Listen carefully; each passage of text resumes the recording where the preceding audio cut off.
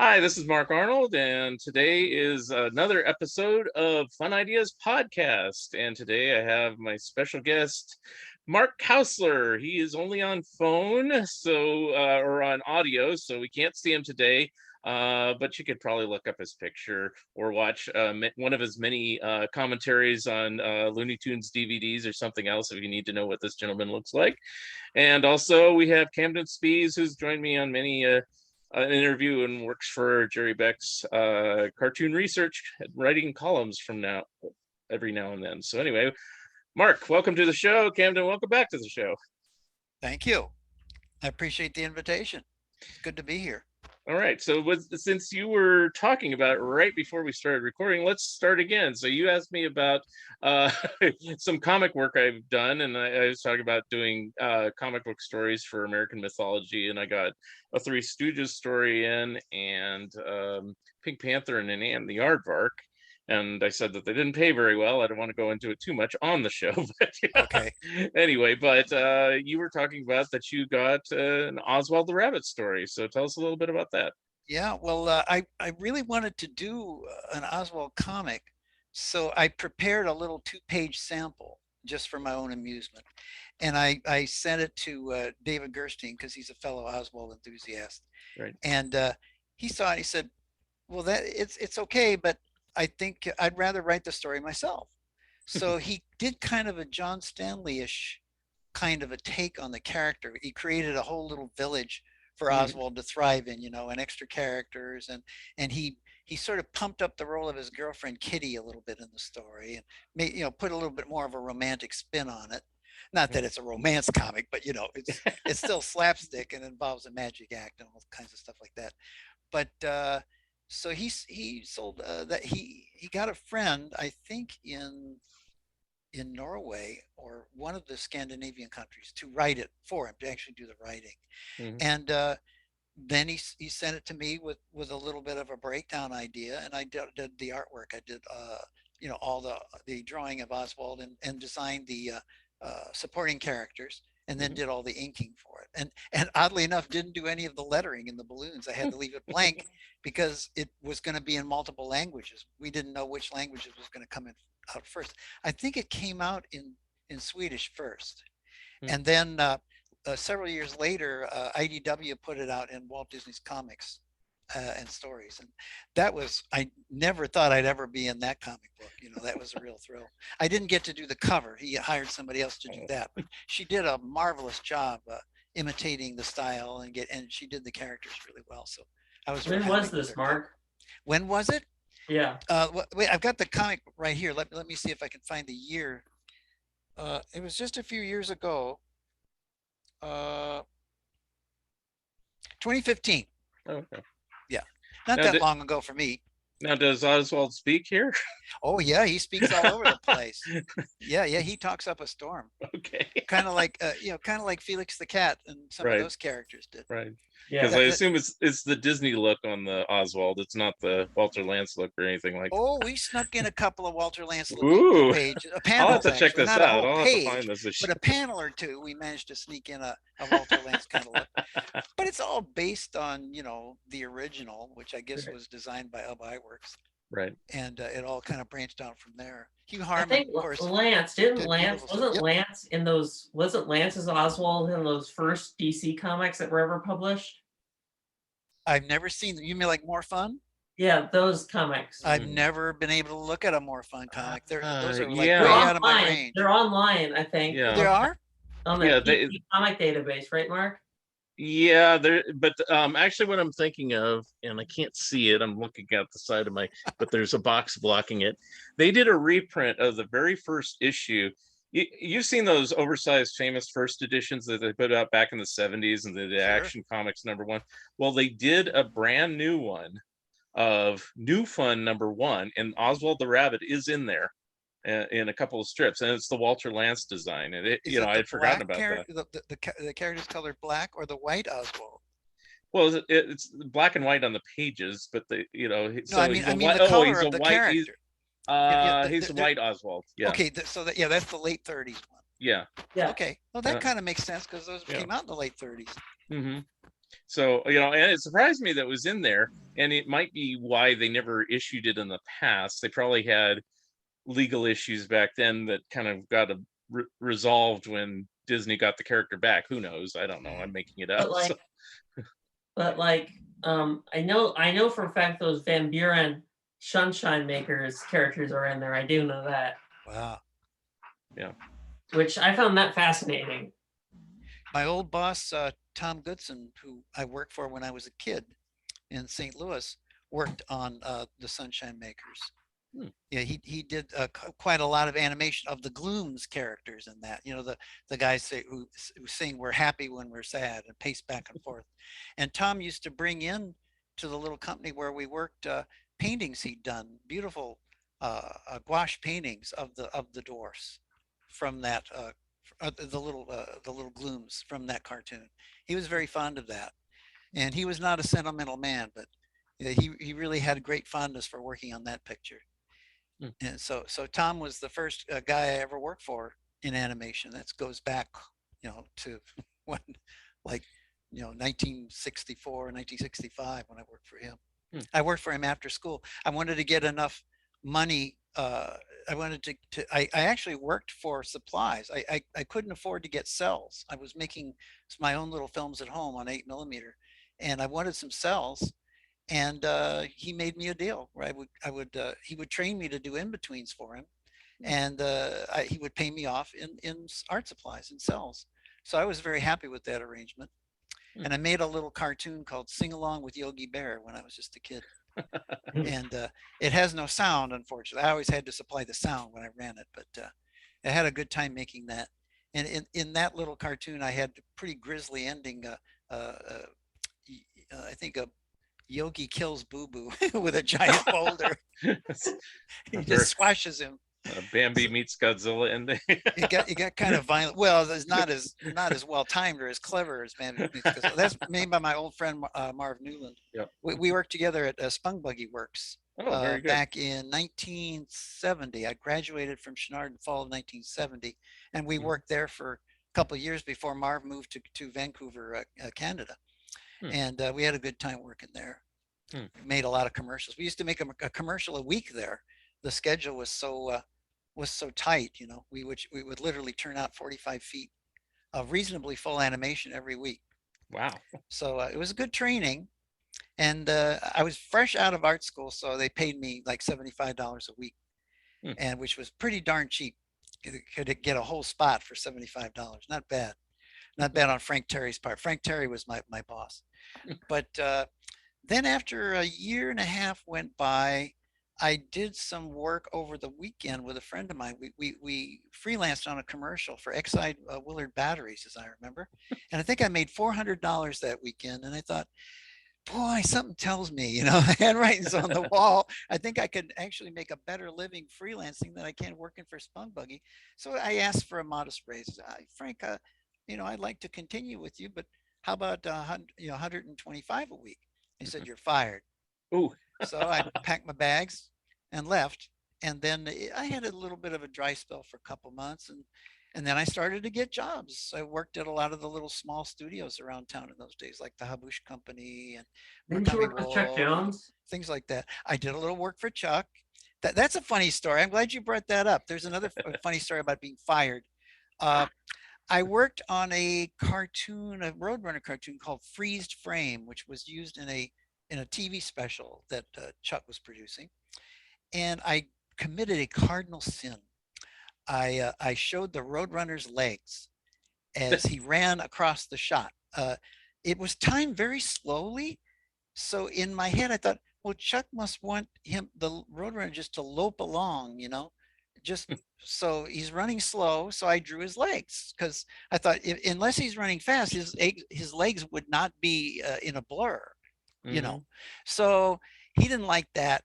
And he issued through Mary Roscoe, who was his production coordinator, "You've cost us a lot of time and trouble, and we're going to have to let you go." Ooh. So I said, okay. Well, I mean, it wasn't much for them to let me go, because I was working by the foot anyway.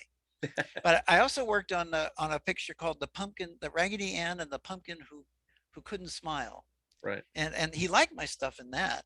because I did all my corrections for him for nothing. No extra work, no extra money. And I thought we were getting along fine until we hit the Roadrunner debacle. So that was the end of that. Well, wasn't there another thing Chuck Jones didn't like? Is you worked on this little live action short with Joe Adamson called A Political Cartoon, and did a version of Chuck Bugs had Bunny nothing and to Chuck do Jones with and that production. He did not like that production because I went and showed him some layouts I'd done for the Bugs Bunny sequence. And he said, "That's not my rabbit. That's McKimson's rabbit. So go over and show it to him." So I went to the Patty Freeling where Bob was directing in those days, and showed it to him. And Bob was just the soul of generosity. He took his time to put my drawings on his pegs, and he put another piece of paper over what I did and redrew the whole thing. And showed me, this is where his mouth goes. This is where his nose goes. Watch what you're doing with the eyes. Watch the volume of the head. He just gave me an education, and I love the way he draws Bugs Bunny very much, because that's sort of Bob Clampett's basis too. And I like Bob's version of Bugs about the best of any. But anyway, so that little segment in A Political Cartoon was done. I did it all for $400. I did all the animation, designed the backgrounds, and recorded. Well, that was extra. I actually had to record Mel Blanc for that. And that was an interesting story too. Mel was in the hospital at the time he was slated to do this little recording for us. And Noel, his son, told me, well, since his accident back in the early 60s, every bone in his body is extremely fragile. And recently he stepped on his brake on his car really hard and broke his leg again. So poor Mel. But, he just sat up in bed and did the whole thing. And he was in very good voice. And they said, well, got it made. And I think he made $500. We paid him more than you, to do the job. He made more than I did, but it was very good. It was fun working with him, and he took direction incredibly well, considering I was just a kid. I mean, he didn't know me from the next guy. So anyway, now I watched that earlier today. Are you in it? No, I do not appear. Oh, okay, because I could have sworn there was a guy, and I even wrote the quote that says, "It works wonders on my athletic foot," and it looked like it might be you from around that time. They're talking about that medicine that gives you the bubonic plague. Yeah. In that one, that was their magic cure for all disease. Give you a pill that makes gives you an even worse problem. The bubonic plague. So you didn't have a cameo in the film, okay? No. All right, it looked like it might have been you, but I figured I'd ask since we're talking. That was Joe Adamson's picture. Yeah, he directed that, and I forget the other writer he had on that, but you could easily find it. Yeah, I saw it earlier today. I don't know if I wrote it down. Boy, that one goes back. Yeah. Because I was doing a little research, even though I know a lot of stuff you did. I said, oh, okay, let me kind of there's been some kind souls who have put actually they went to all the trouble to make reels of my stuff. Put reels of my animation up on the internet, and that's very nice of them, but a lot of it they got wrong. Oops. They put up a lot of stuff I never worked on. So there's some of the stuff I did and a lot that I didn't. I know what you're talking about, and I know that one of those people who did that still didn't change it. No. He was so adamant about it. According to Strom Patz, who I think emailed you. I know him. Yeah, he said, he's so adamant about it that he doesn't want to change it, even though people who already animated on the scene suggested them. It's so full of stuff. That's hilarious. I mean, all I can say is, "Was you there, Charlie?" Were they there when I animated the stuff? They know what I did better than I do.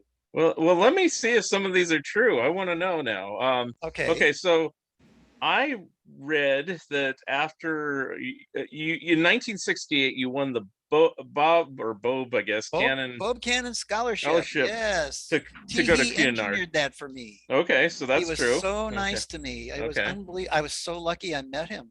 And then it says you worked on some early Captain Crunch commercials for Jay Ward. Yes, I was just in between. Oh, okay. I didn't Okay. get to animate. I was in between for my friend Dwayne Still. Crowther, who Yeah, was my still, I mean, mentor. yeah. And if it hadn't been for Dwayne, I probably wouldn't be here today either. I mean, he was another incredibly Okay. kind person. I was lucky to meet very kind people and also people who were, dollars and cents exploiters. But it's a combination of everything that makes the business work. Right. But Dwayne was very talented. He animated on Yellow Submarine. He got a Okay. whole sequence with Blue Max and the Blue Meanies in that to animate. And I just did a little tiny bit of work on it for him. Okay, that's And it was what my next fun one to do was. that. Is Yellow Submarine. Did you really work on that? Yes, just a little bit. A little bit, Only, but a little only is better few than days. zero. Yeah, like about 3 days. Big deal. Okay. But yeah, I worked on that. So where did you work on it? From LA, or did you actually go to England? Okay. Dwayne flew to London Okay. and met with the director and took a whole sequence back. And he did it at the old Fred Calvert studio, in North Hollywood. And we did it there. And Fred, just gave Dwayne the second floor to work on, and that's where we did it. Okay. I'm trying to remember the other animator's name. He just passed away recently, Australian Well, guy. I can't think of his name today. Well, the ones I was going to ask you about, if you even conversed with them, Al Broadux or Bob Balzer, did you work with either? Yes, I've met Bob Balzer many times, and his wife too. And those were really close friends of Dwayne's. He really, really liked the Balsers a lot. Bob mostly worked, I think he started in the United States, but he emigrated to Spain. Right. And did most of his production over there. Yeah. Now I can't remember what he did exactly. For my DePatty Freeling book, I did interview him from Spain, and he gave me some drawings and things like that. And we were planning to meet. Unfortunately, things happened and he passed away. And it's like, yes, so. But we were all quite surprised. But I guess you kind of take these guys for granted. You think they're going to be around forever, and this is not the way of things. So yeah. I'll just keep going down the list. So the next one I see is Shin Alley. Oh yeah. The production short for that just got put up on the internet. If you want to have a bit of a chuckle for yourself, just select Fine Arts Films, Archie and Mehitabel, and it's on there. And it certainly brings back memories. Bob Bransford, who is one of the chief animators, is on it. And Rosemary O'Connor, who did somebody talk to you about her? Bob Kurtz. Yes, he mentioned Rosemary O'Connor to you. I listened to your interview with him. Because Bob Kurtz is one of my old bosses. Yeah. So it was fun to hear him tell you stories. So Rosemary O'Connor was one of the layout people. She married a guy named Charlie McElmurray later and moved to Paris. But anyway, that's parenthetical to my point here. But I'm talking about Shin Alley. But that was the summer of 1969. I worked there. Unforgettable summer. We worked on what had been the old Monogram lot on Sunset Boulevard. And in those days, it was called Color Vision. And they had dilapidated old sound stages and a Western street, very fitting for Monogram since they made so many B Westerns. And we worked in a little corner, dilapidated building right on the corner of the lot, very close to the street. And gosh, that was so much fun. And all of us were as green as grass. We'd hardly ever worked in the business. And John Wilson, who directed the picture, hired us. So I worked with Frank Andrina and Ed Knopfziger. And Frank was wonderful to me and let me animate one scene in the Archie Declares War sequence, which is the only sequence in the picture to resemble George Harriman's drawings. George Harriman illustrated Archie and Mehitabel, if you've ever seen a copy of it. Right. Did beautiful work on that. And Sam Cornell, my friend who sadly just passed away last year, did all the layouts. And Sam could do a perfect George Harriman. He was really good at aping his style. So we had a lot of fun working on that sequence. The rest of it, John Wilson was a little cowardly, he professed not to like Disney, but when it came down to push comes to shove, he restyled Mehitabel and Archie and Tyrone T. Tattersaw and all those characters to look very much like Disney versions of Harriman. It seems like what happened to Columbia. Yeah, it's kind of like that. Exactly so. Yeah, they only had so much courage to go out on their own, and then they wind up imitating Disney. But so that's what happened with Shin Alley. It was not a huge moneymaker, but it only cost Preston Fleet, Sandy Fleet, who paid for the picture. It only cost him $1 million. And, and it went out to do Allied Artists, that's what Monogram turned into, wasn't it? Allied Artists. So isn't that, I never thought of that before. So in a way, we did it on the Monogram lot and Monogram released it. That's really a strange coincidence. I never thought about that. Also, now, did you work for John again? Because I just found this out that John did the titles for like the Sonny and Cher Comedy Hour. Okay, I didn't work on that. Okay, I was just kind of curious. No, he would have typed me as a cartoon guy, and he thought his stuff on Sonny and Cher was fine art, Oh yeah, right. And us mere cartoonists, we couldn't touch Sonny and Cher. But that's all right. But here's a funny story about that Monogram lot, ex-Monogram lot. They had one stage that we were kind of suspicious of. We saw these kind of pretty girls going in and out of there, and some strange looking men.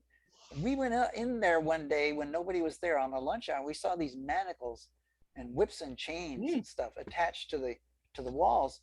And later on, we found they were making, sadomasochist porn in that theater at the same time. Wow. Wow. So that's what's been going on this lot. It shows you just kind of how down and out Monogram's lot was at that point. Here we're making a cartoon feature and softcore porn, on the same lot at the same time. I have a quick question. Sure. Mark, I wanted you to also say about how you argued with Barbera in his office about artwork. You really want to hear that story? Yeah. Okay, because I was on another podcast and the guy, I told the story and he got so mad at me that he X'd the whole thing that I did and never put it on the net. So if you can take it, Mark, I will tell it. I'll take it. Okay, it's a relatively recent. My good friend Pat Ventura and I worked together at Hanna-Barbera in the Fred Seibert days when Fred was the president of Hanna-Barbera, and we worked on the What a Cartoon program. Oh yeah.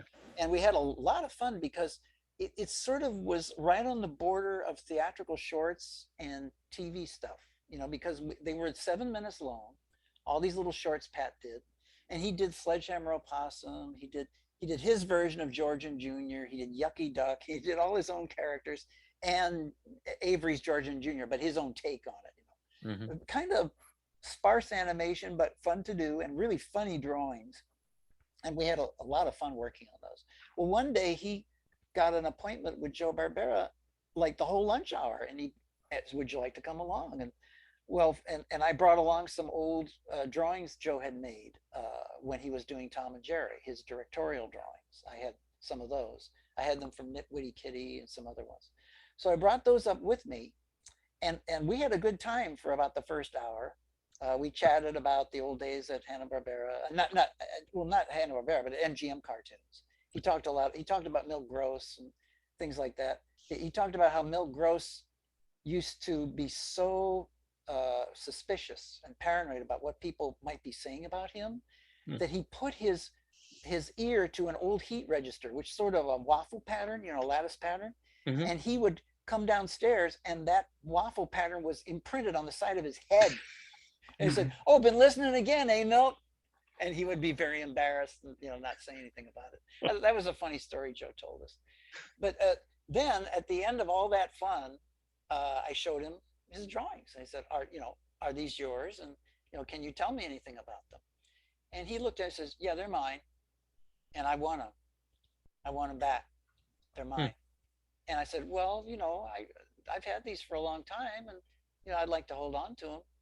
And then, he talked about other things and he kept coming back to the drawings. He said, you really should give me those, they're mine and I want them. And I just didn't want to give them to him, So at the end he says, well, hey, I know people, I can really do you a lot of harm. I know people, they're, in the mob and they can do things to you. So, and I'm still waiting. After all these years, I'm waiting to be rubbed out by Joe Barbera's mob, but nobody ever came after me. So I still have the drawings. That's why he doesn't use a camera down there. Right, yeah. So nobody can see what I look like. But some of those drawings came in handy because there's a book on layout called, what is it? for setting the stage or something. There's a wonderful book on animation layout, and they came in handy because I loaned those drawings to the guy, and he used some of That Joe's. book I don't have. I put an ILL to the library I work at to get it. Good book. Yeah. And so I was happy that I held on to those because they came in handy. Hmm. So there's also a parenthetical story that goes along with that. When I worked at Disney, I had a few little drawings from Destino, the Salvador Dali version, of the little number that they were going to put in, I guess in Fantasia, and it never got in. But so I made an appointment with John Hinch. Here's another foolish thing. Don't ever show old drawings to people. It just gets you in big trouble. So I went up to see John Hinch, and I showed him the drawings, and I said, "Are these yours?" Because I knew he worked along with Dali. Or are these Salvador Dali? He says, "Those are Salvador Dali's." And he said, "And they're ours. And if you don't turn them over now, I'm going to make sure you are fired." Wow.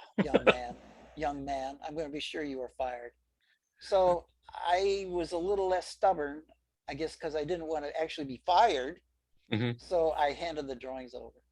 Wow. So that was the end of that. But I had no idea I had actual Salvador Dali drawings. These were just given to me by a friend of mine who used to have worked at Disney. Did those end up in that book, The Disney That Never Was, or not no? The ones I gave John? Oh, okay. No, those were other ones. I mean, they got hundreds of them. Okay. I had 3. Yeah. And he threatened to fire me. Wow. So the golden rule is, if you've got stuff, do not show it to people who might have done it, because you may lose it. Is this yours, Kausler? No, I'm just kidding. Well, I guess I'm the only. Oh, you heard the Ed Love story along those lines, didn't you? This didn't happen to me, but a friend of mine had some Ed Love animation drawings, a whole scene of his from, I think, one of the Georgian Juniors or something like that. So he took it over to him and wanted his autograph. And Tony Love, Ed Love's son, took the drawings and took them into his dad and said, this friend of mine wants your autograph. He said, "They're mine." He said, "I'm keeping them. They're mine. I made them. I'm not going to get rid. They're mine." So he grabbed them and put them in his room. Well, actually, and a few months later, Tony felt really sorry for this guy who'd given him the drawing. So he snuck them out of Ed's room and didn't tell him. And Ed never noticed the difference. But he never got the autograph. Yeah, he got the autograph. Oh, he did? Okay. Yeah, he signed it. Ed signed it first, and then he said, "They're mine." Wow. Of course, these are mine, Strange. So there's another instance of don't show them. Before I forget, and this is important because I was jumping around looking at everything in your career, but I'm working on a Mad Magazine book. And I found out, if this is correct, you worked on the Mad Magazine TV special that didn't come out in 1974. Everybody that worked on that is pretty much gone, but if you worked on it, do you have any memories of working on it or anything else? Am I the last surviving person that worked? Probably. Well, Al Feldstein's not around, and Gaines isn't around. I worked on the Spy versus Spy sequence, which a gentleman named Chris Ishii directed in New York. And he sent me the layouts to do here. I did it all freelance. I forget how much a foot they paid me. It was pretty low. But I did it because I thought, this would be an interesting challenge, because I'd never seen the little spies animated by anybody else, So I took a whack at it. The trouble with the sequence is that, the way Proheus did his panels really long and tall. He did unusual staging in his pages for Mad. Well, Chris tried to ape that in his layouts, but it would have involved a lot of vertical panning, panning from A down at the bottom to B way up at the top. Wow. And managed to keep everything centered and in the clear so you understood what was going on.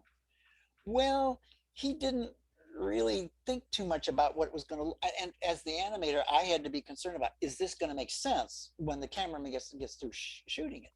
So I restaged it a little, and I kind of had fun with it, and I thought it was pretty lousy when I did it at the time. But it was so funny. Years later, I got a print of that special. I said, this isn't as bad as I thought it was. I guess it got some, I don't know, maybe it grew grew angel's wings in the years that it was between 74 and I saw it. But Chris was really mad at me. He blamed me for the whole layout problem and said, young man, I'll never use you again. So that was the end of that. Wow. But it was fun working on that show. And there was a lot of stuff in it that, who was the, Mort Drucker, Mort Drucker designed that was too tough to animate. You know what I mean? Right. Caricatures They did a Godfather hard. parody. Yeah. Yeah, caricatures are hard because they can look like the person from the front view or the side view, however it's designed. But when you try to turn that, you can easily lose the character. It's so easy to get lost and to get, you know, amorphous, and everything boils, and it just doesn't look like what you're doing anymore. That special was loaded with that stuff. They gave it to animators who couldn't draw the caricatures in any way except the layout, and it suffered because of it. It was stiff. So that was the problem with that special. Animators notice all these things. Right, but the story I've heard was it wasn't that as the reason why it never aired. It had more to do with issues with, you know, basically product placement and things like that. Really? And, you know, would people understand the satire and, you know, stuff like that, and who's the market for this? And they just shelved it rather than try to push it out there. Although I saw segments of it originally about 1977 or 78, and it was on a show hosted by what's her face that played 99 on Get Smart. Barbara Feldon? Yeah, Barbara Feldon. Oh yeah. And they just showed a few segments from this Mad cartoon show, and it was like this holy grail from that moment on for me as a Mad fan. I was like, I gotta find this thing. You know, now you just go on YouTube and there it is. But it's like, you know, at the time, yeah, good. You know, well, yeah, I have a print of it. It's pretty good print. Yeah. But it was interesting. Now that sounds like it kind of got hung on the old children's television petard, you know? Yeah. Like it's animated, therefore kids are the audience, and if kids don't understand the satire, then it's no good. Right. So they couldn't run it.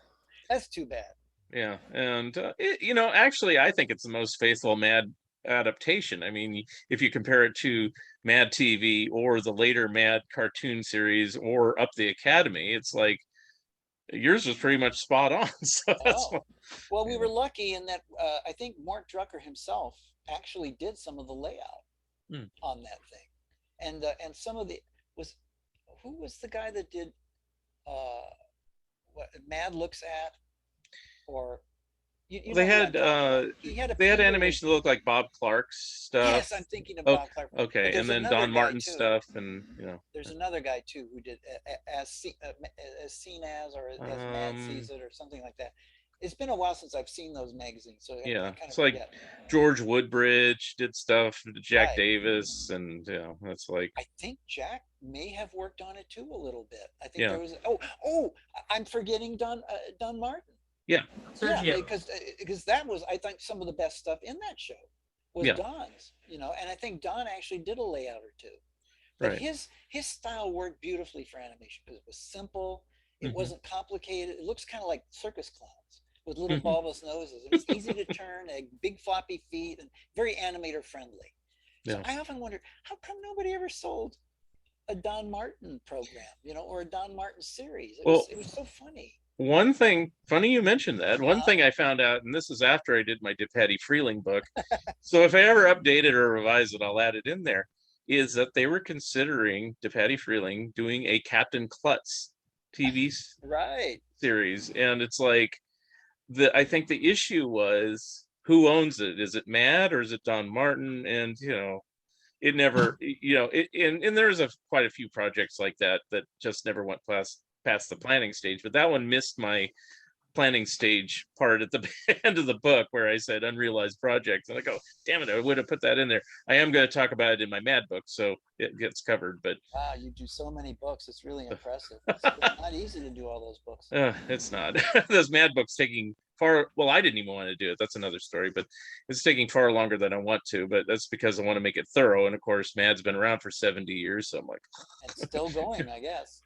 I haven't seen a new issue of it in a long time. Yeah, they're subscription or comic store only, and it's basically all reprints now. But I'm a nut, and I still subscribe to it. Like so the Looney Tunes book. Yeah, it's virtually all reprints. Yeah, and I subscribe to that too because any comic store I go to, they You and me. invariably don't carry it. Looney Tunes. Yeah, they invariably don't carry it. And I said I want to get every issue because there's only one title. So yeah, I stopped subscribing to the Looney Tunes comics once about half of the comic book was just ads for later other comics. Yeah, well, they do that certainly too. Now, the back end of the book is all previews. Yeah, for other people's comics.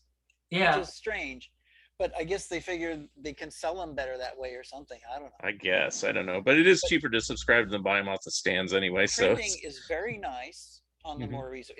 That's the main thing that's improved about it is the printing. It's spot on. And the colors are in perfect register. It's nice paper. It's just a nice production job. And I don't know if the first story is new and the rest is all reprint. Is that it the is. way to go? Okay. Yeah, because the way you can tell is the reprints always say edited by Joan Hilty. She hasn't edited for years. Yeah, so it's usually the lead-off story that's brand new. And it leads me to another question, since you worked with Warner Brothers and everything else. But have you ever considered doing a Looney Tunes story, since they're taking occasional new material? Oh, I've never considered it. Probably because they would pay $5 a page too.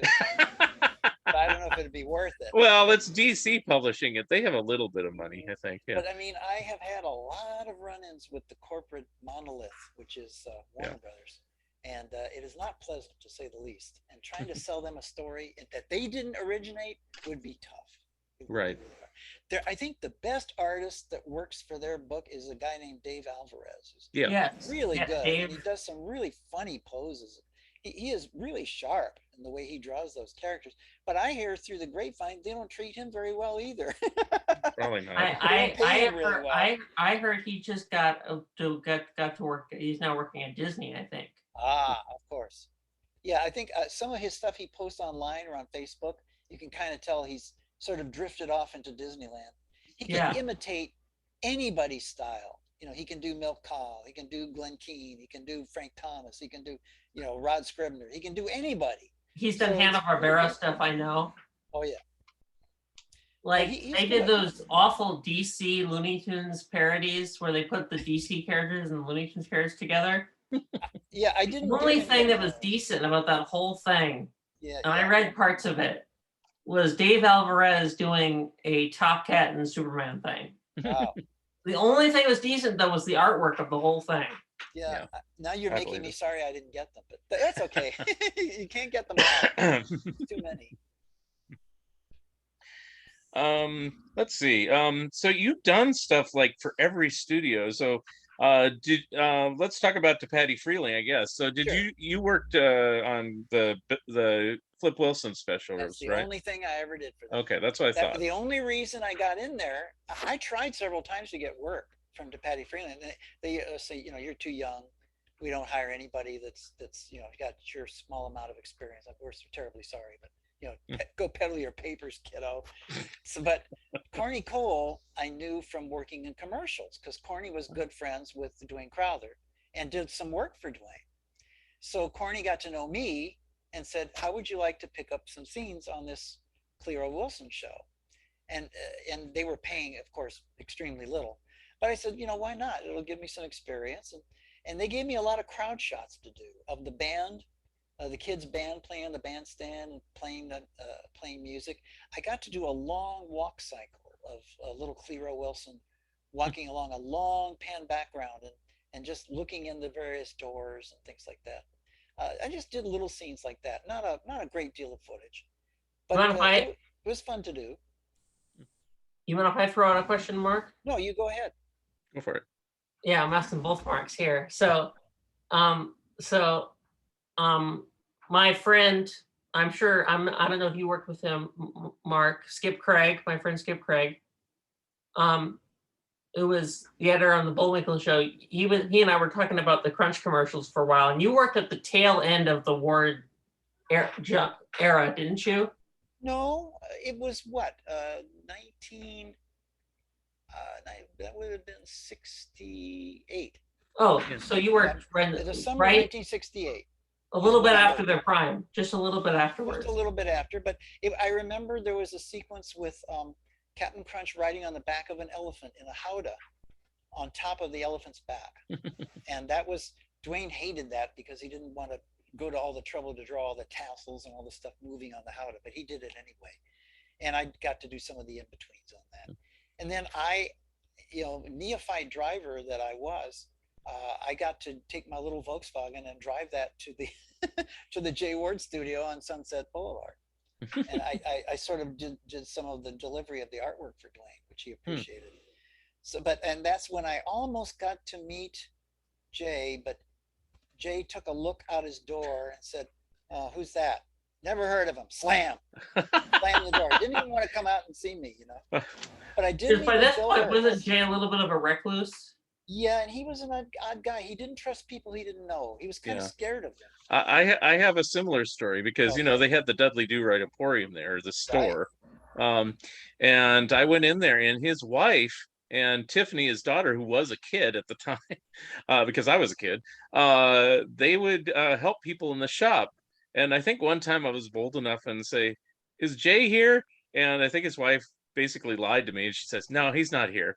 And I go, "Oh, okay." And so I left, and in the window as I left, I saw in the back window in his office, and he waved. He looked out the window and he waved to me, and it was Jay Ward because he had the big curly mustache. And I didn't walk back in. I just kind of waved back because I was a little bit shy, but it's like, hey, I got waved at by Jay Ward. Yeah, well, yeah. So, Bill Scott was a lot friendlier than Jay. He was more effusive, and I saw Bill several times at various ASIFA events. I think Bill was president of ASIFA for a while. Yeah, I got a chance to meet with him, and also Bill Hertz, who was one of their directors. It was an interesting story there.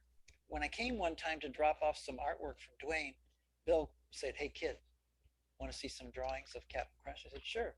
So he flipped a whole scene for me, and the drawings were weak. I mean, really kind of tissue paper weak. I mean, they were way off model, and the scale was bad, and the action was kind of, phlegmatic, or whatever the right word is. And he said, we had to reject this scene. He said, "Do you know who did it?" I said, "No, I don't recognize it." He said, "Bill Teitla." He said, "Oh my God, is that the truth?" Bill Teitla was so down on his luck, or so emaciated by that time, he couldn't even draw Captain Crunch. Oh. He couldn't do a scene. That's how far down poor Bill was by 1968, 1969. It's very sad. But anyway, that was a big surprise. What happened to Bill Teitla again? I forgot. Well, I don't know exactly. I think he had several runs at doing commercials, and I think he even had his own commercial production company in New York for a while. And this was post Famous Studios, of course. Right. And he made a lot of attempts at it, but I think he just got tired. I think he got tired of having to be a businessman and bid on jobs and do all this stuff, take care of his staff. And so I think and he had, I think, a run of bad health. I'm not exactly sure what it was, but I think that's what finally. Well, he died at the end of '68. That's what I was looking up. So. Okay. Yeah. December 30th. Oh my gosh. So see, that was the summer of '68. Wow. So that was right near to the point where he was about ready to die. So he must have been in extremely poor health then. Yeah. Wow. So anyway, there's that. I imagine you also worked with another person I've got to talk to many years before he passed away, Gerard Baldwin. Oh yeah, Gerard. Well, I don't think I actually worked with Gerard, but I talked to him on the phone at great length. I called him. I think he was living in New Mexico. No, he was still living in Texas. Between my age of 14 and between my age of 19, I would call him all the time. I'm sure he must have been a lot of fun to talk to. He was very nice to me. Yeah. And he was not shy about answering questions about his animation or anything he'd ever done. And he told me a lot of stories about his brother, Howard Baldwin, and poor Howard and all the terrible things that happened to him. But Gerard was a great guy. Oh, you're right, Kamden, in that I did see Gerard before that. I saw him at an office party that Bob Kurtz was at. I remember this now. And I talked to Gerard and I said, And at that point, I hadn't made animator yet. I was still doing assistant work. And I said, Gerard, how long should you wait, before you become an animator? How long does it take? So you should do it right now. That was that was what his answer. Do it right now, kid. Animate now. So I after that, I badgered Dwayne for scenes on various things we were doing. Can I have one scene to do? Can I have a scene here? So that's kind of how I broke out of doing assistant work and sidled over into the animation column. So what's considered your first animation work then? My first professional? Yeah. Because I made a lot of little cartoons when I was 8 years old. Right. I'm not talking about that. I mean professional. Yeah. But my first professional scene was that scene I mentioned that I did for Frank Andrina on Shin Alley. Oh, okay. Got it. Okay. Bugs marching with another bug with a military uniform, a hi hat, and a little stick. Okay. Because we're jumping around a bit, so that's why I was like, which I'm one? Sorry, I didn't mean to get off the time sequence. No. But yeah, that was my first professional scene that I can remember. Yeah. Okay. I have another person to mention, and it seemed like you worked on it at least twice, Ralph Bakshi, and you worked with him, Heavy Traffic and Coonskin. And I talked to Mike Kazala, who worked with him about Mighty Mouse and stuff like that. So was he like the way Mike describes him is he was very protective, and he would not take any crap from anybody, to put it mildly. So, no, when I knew Ralph, he was a little bit more laid back. He was pretty loose. Okay. And he loved eccentric drawing, and he loved old illustrators. He collected a lot of books with illustrators, and he loved George Harriman. So we really were simpatico there. And so he gave me the Maybelline sequence in Heavy Traffic to do. And he gave me, I think, $800 or $900 for the whole sequence. And I was responsible for every drawing in it. And I had to ink them all on paper and color them all. But it wasn't that tremendous amount of drawings, because we did that sort of like a pose reel. And we changed the drawings on the beat of the music and the original Maybelline. And that worked out very well, oddly enough. You could read everything that happened and all that stuff. And the original version was quite X-rated. We had which one are you talking about? Heavy Traffic? Yeah. Oh, it was quite X-rated. We had full frontal nudity and a lot of sex gags and stuff like that. Matter of fact, I think the original version of that is on YouTube now. That couldn't be shown in theaters in those days. But Ralph saved a print of the original X-rated version of Heavy Traffic, and now bits and pieces of it are on YouTube, and Maybelline is one of the bits.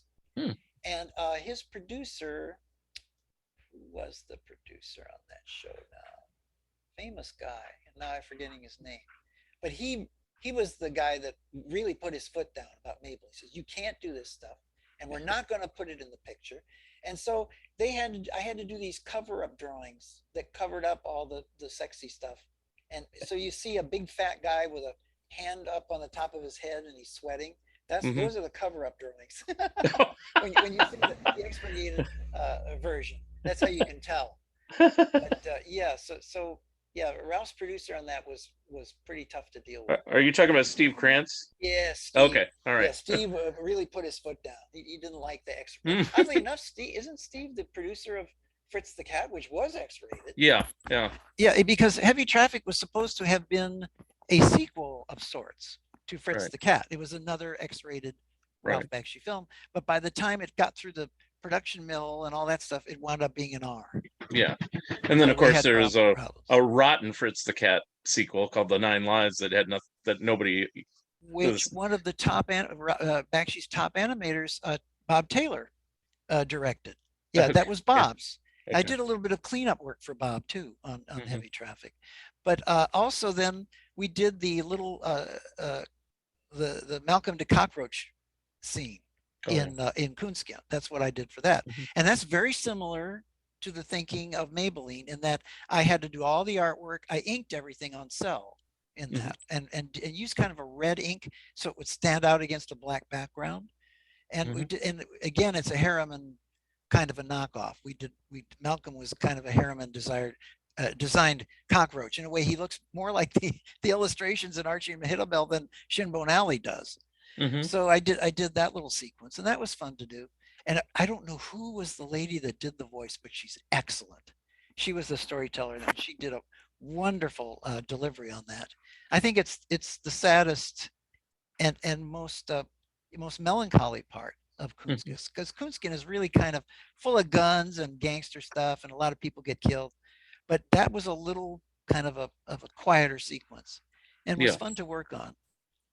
Well, wasn't the whole thing kind of a take on Song of the South in a certain respect? Very much so. Yeah. I had to bring in my print of the animation Wow. sequences from Song of the South, and we set them up. I Mhm. brought my projector, and Ralph watched it.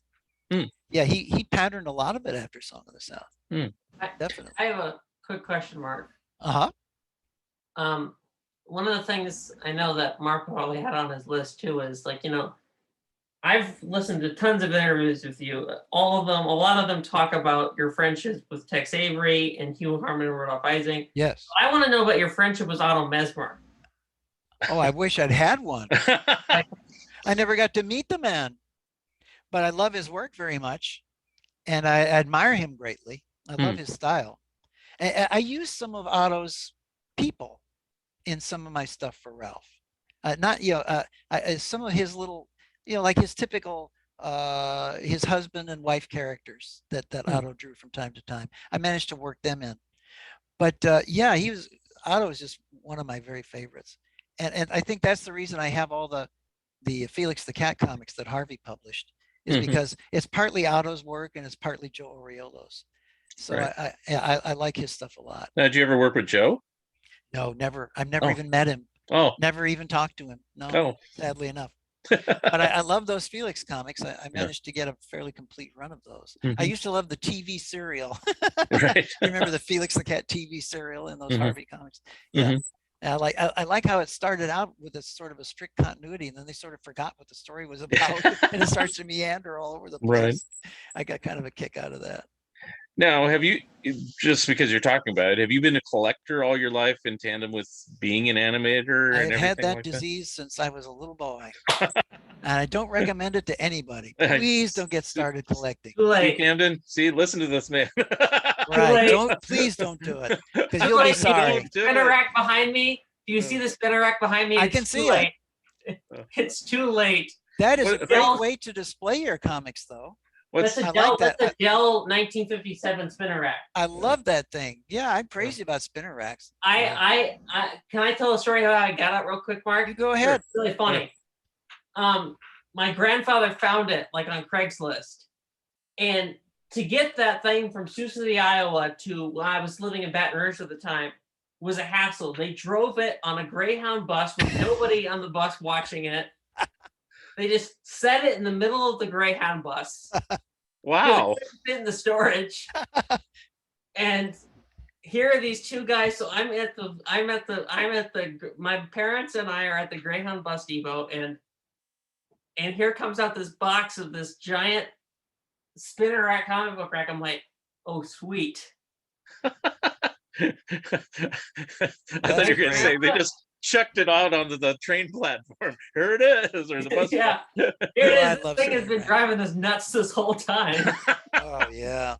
And then they didn't even have a box. They just had the rack just sitting there. Wow. Just sitting there on the bus. You never told me that one. You might have told others, not me, on this podcast. Well, it's lucky it got to you in good condition. I know. Yeah. That's a kind of a rough journey. Now my problem though is that when I was growing up, I read all my comics. I read all my old ones too. So my Huckleberry Hounds comics from the 50s that I got when I was 12 are now laminated with laminated covers because I read them so much. Oh yeah. So you had to take better care of them, fix up the covers so they wouldn't fall apart. Yes, Harvey Eisenberg's work on a lot of those. Yeah. I have a lot of admiration for him. And I never got to meet him either, but I know his son Jerry pretty well. I too. I met Jerry as well. Yeah, but Harvey sadly did not live very long. He died kind of young. But God, what a tremendous talent that guy was. Yeah. In layout and comics. I remember I was showing you, and I figured this out. Like in Australia, I know that I think you're the one that told me this. On Australia, the Tom, Mark, you know how Mark Arnold, you know how in the Tom and Jerry comics they would like have just an Adventures of Tom. Right. And they reprinted those in Australia, and what they did was basically they drew over Harvey Eisenberg's covers. Wow. I can pull one out if you want. Okay. Okay. That'd be interesting to see. Here's one thing that I have, and I could go over and grab it, but I'll wait till Kamden comes back, or we'll have nobody on the show.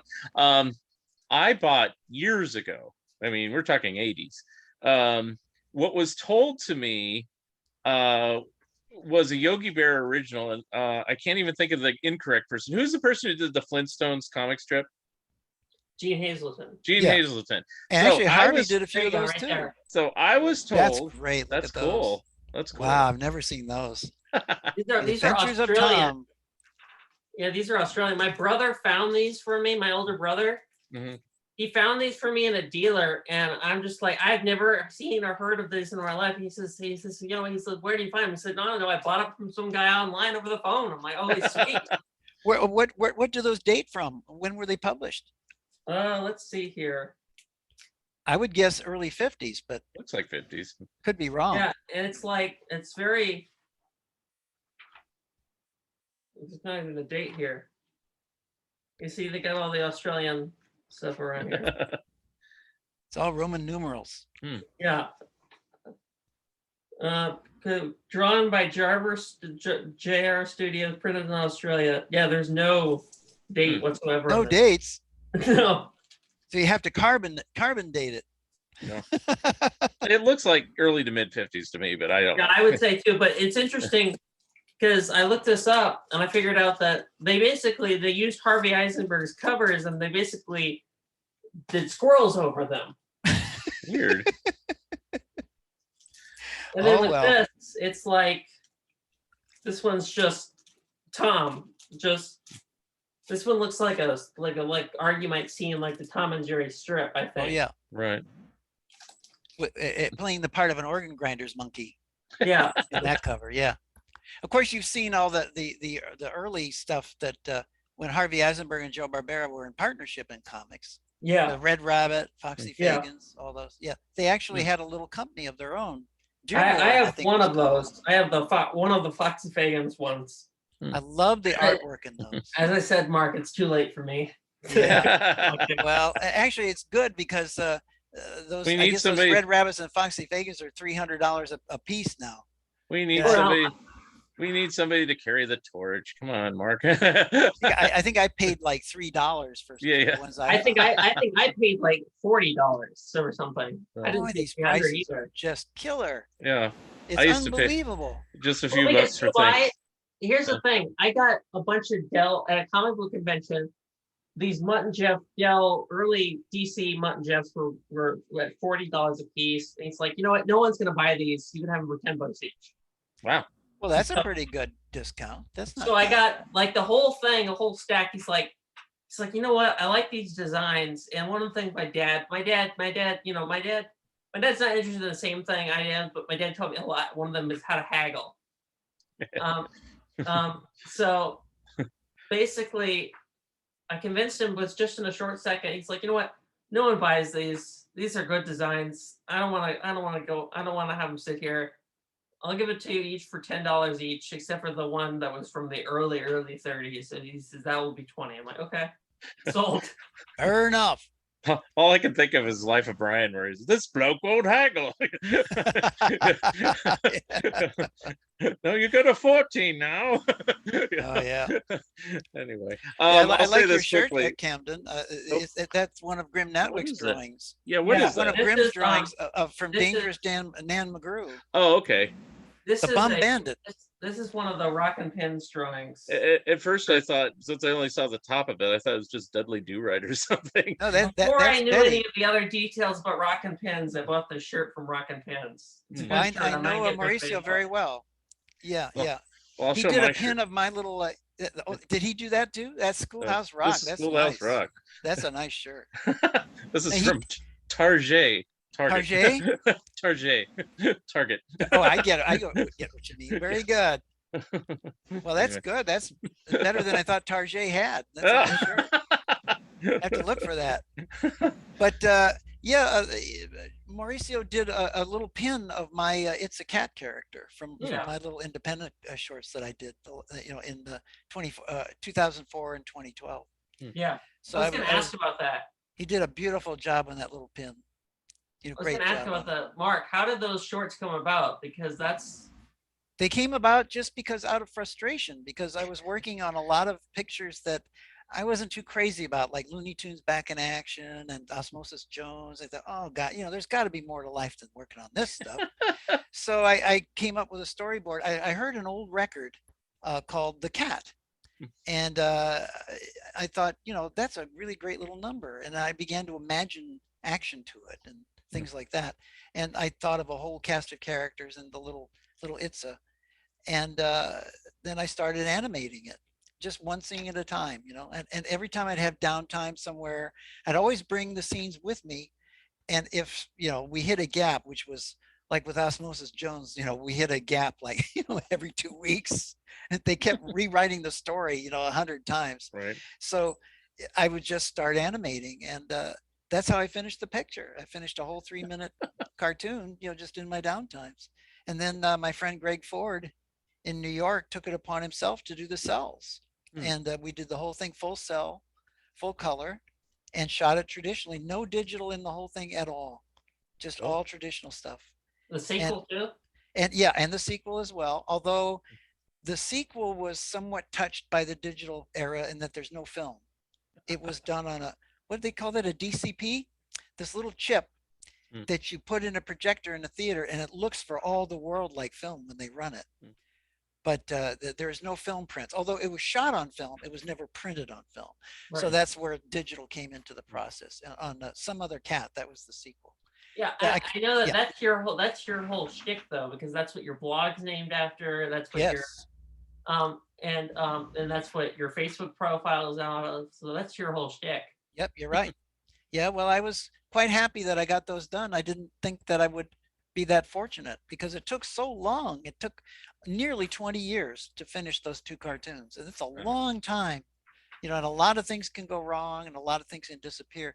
Matter of fact, Greg gave up at one point on Some Other Cat. He said, oh, that thing, you know, I don't know if I'm ever going to do. I said, and then I would just, you know, yell at him on the phone and really try to encourage him. And then by golly, he actually did finish it.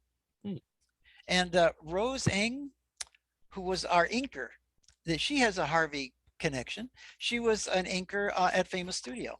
Yep. So a Famous Studios inker actually did the first scene where little Itza is on the fence and he's rubbing the moon with his tail and doing all. She did that whole thing. She did a beautiful job inking that. So I was quite proud to have her part of that little cartoon. Now, I worked with Greg Ford when I did all the commentaries for all those Patty Freeland cartoons. Very so, good. You know, yeah. So. And I've only talked to Greg Ford twice, and they're among my longest phone conversations. That sounds like Greg. Yeah, Greg gives good phone. He will go on and on. What's funny is one time I had a longest conversation with him, and he was talking about having a stroke, and it affected his speech. And I said, "You could have fooled me." Can't tell. I can't tell. I've known the guy many years. I can't tell. So yeah, I'm glad he's doing okay. I remember that's when I was trying to do that June Foray project, and Greg was one of the first people I interviewed. And I think that after a certain point, with certain people, I wanted to go off task a bit. So I kind of fooled it to where I also wanted to ask about their career. I think I did this with you, Mark, too. I think your conversation was one of the longest as well. But Greg, we got on this tangent and we started talking about his book that he worked the documentary on, The Animation Art of Friz Freleng, that's documentary. Yeah, which I think wonderful book. Yeah, the VHS of that documentary, I think is actually the better than the one that they did later on those DVDs. It's the history of Friz. Yeah. It's very good. Yeah. And I think that conversation about that lasted about an hour, but I was so fascinated with the whole thing. I just sat there and just like took it all in.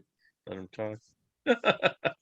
The only time I ever got to talk to Friz was he was in his office one day at Warner's and I was there and I just happened to be there and he walked in and he sat down. He says, "How are you doing?" And he says, "Oh, I hear that you help out Hugh Harman every once in a while." I said, "Well, yeah, I've given him a little bit of money here and there." He says, "So have I." So I guess a lot of people helped poor Hugh, you know. But Hugh loved Roy O. Disney, Walt's brother, because anytime he got in really bad trouble, he called Roy up. He says, Roy, I really need help. I've got myself worked into a corner. And Roy, without missing a beat, says, show up at the studio gate at 5 o'clock. You'll be taken care of. Don't worry. So he never forgot a friend. I mean, what a quality that is that Roy had. You know, because they were such old friends going all the way back to Kansas City. So, you know, all that's sort of the crucible where all that developed. All the stuff we take for granted today as Hollywood design, Hollywood animation. There's a really good exhibit besides the Walt Disney Family Museum, which that was my whole Disney epiphany. I wasn't a Disney fan growing up until Leonard Maltin shows up at the Disney Family Museum and he tours me around one by one. But that must have been wonderful. Yeah, there's also the Disney Hometown Museum in Kansas City. Yes, I know a little bit about that. Yeah, it's actually really good. It's really small. It's not as prestigious as the one in San Francisco. It does not come close, but it's still really good. Oh yes. Well, Nadine Masakian, who was Walt's secretary at Laugh-O-Gram Films, we became acquainted when I went to art school in Kansas City, and she was very kind to me and took me on a tour of the old 31st and Troost building where the Laugh-O-Gram offices were. You know, they just tore it down. I heard that they had put buttresses on it to hold it up. And now they're tearing it down. Oh, that's sad. I think they just tore it down like a few months ago. To hear that. That's really sad. But that Mark, are you from Kansas City? I'm from St. Louis. St. Louis, Missouri originally. Okay. But I went to my first 2 years of art school in Kansas City. Okay, that's what I heard. And that's where I met Nadine. She had that Laugh-O-Gram megaphone that is now part of the Walt Disney Archives. She showed it to me. It was Walt's little megaphone. They used to go out and shoot live action film at Swope Park in Kansas City. And the 31st and Troost building had the empty store that was still there. The Greek there were two Greek brothers who ran a restaurant, and they kept Walt alive when he didn't have any money. They gave him food. And that little restaurant with its checkers on the floor and on the wall was still there when I went on that. And Nadine, I don't know how she did it. She had a key to the whole building and opened it all up and showed it all to me. And everything was in good shape and standing then. And now look what's happened in all these years. It's gone. I'm so sad to hear that. I think it's either that building or it's the building where they filmed it's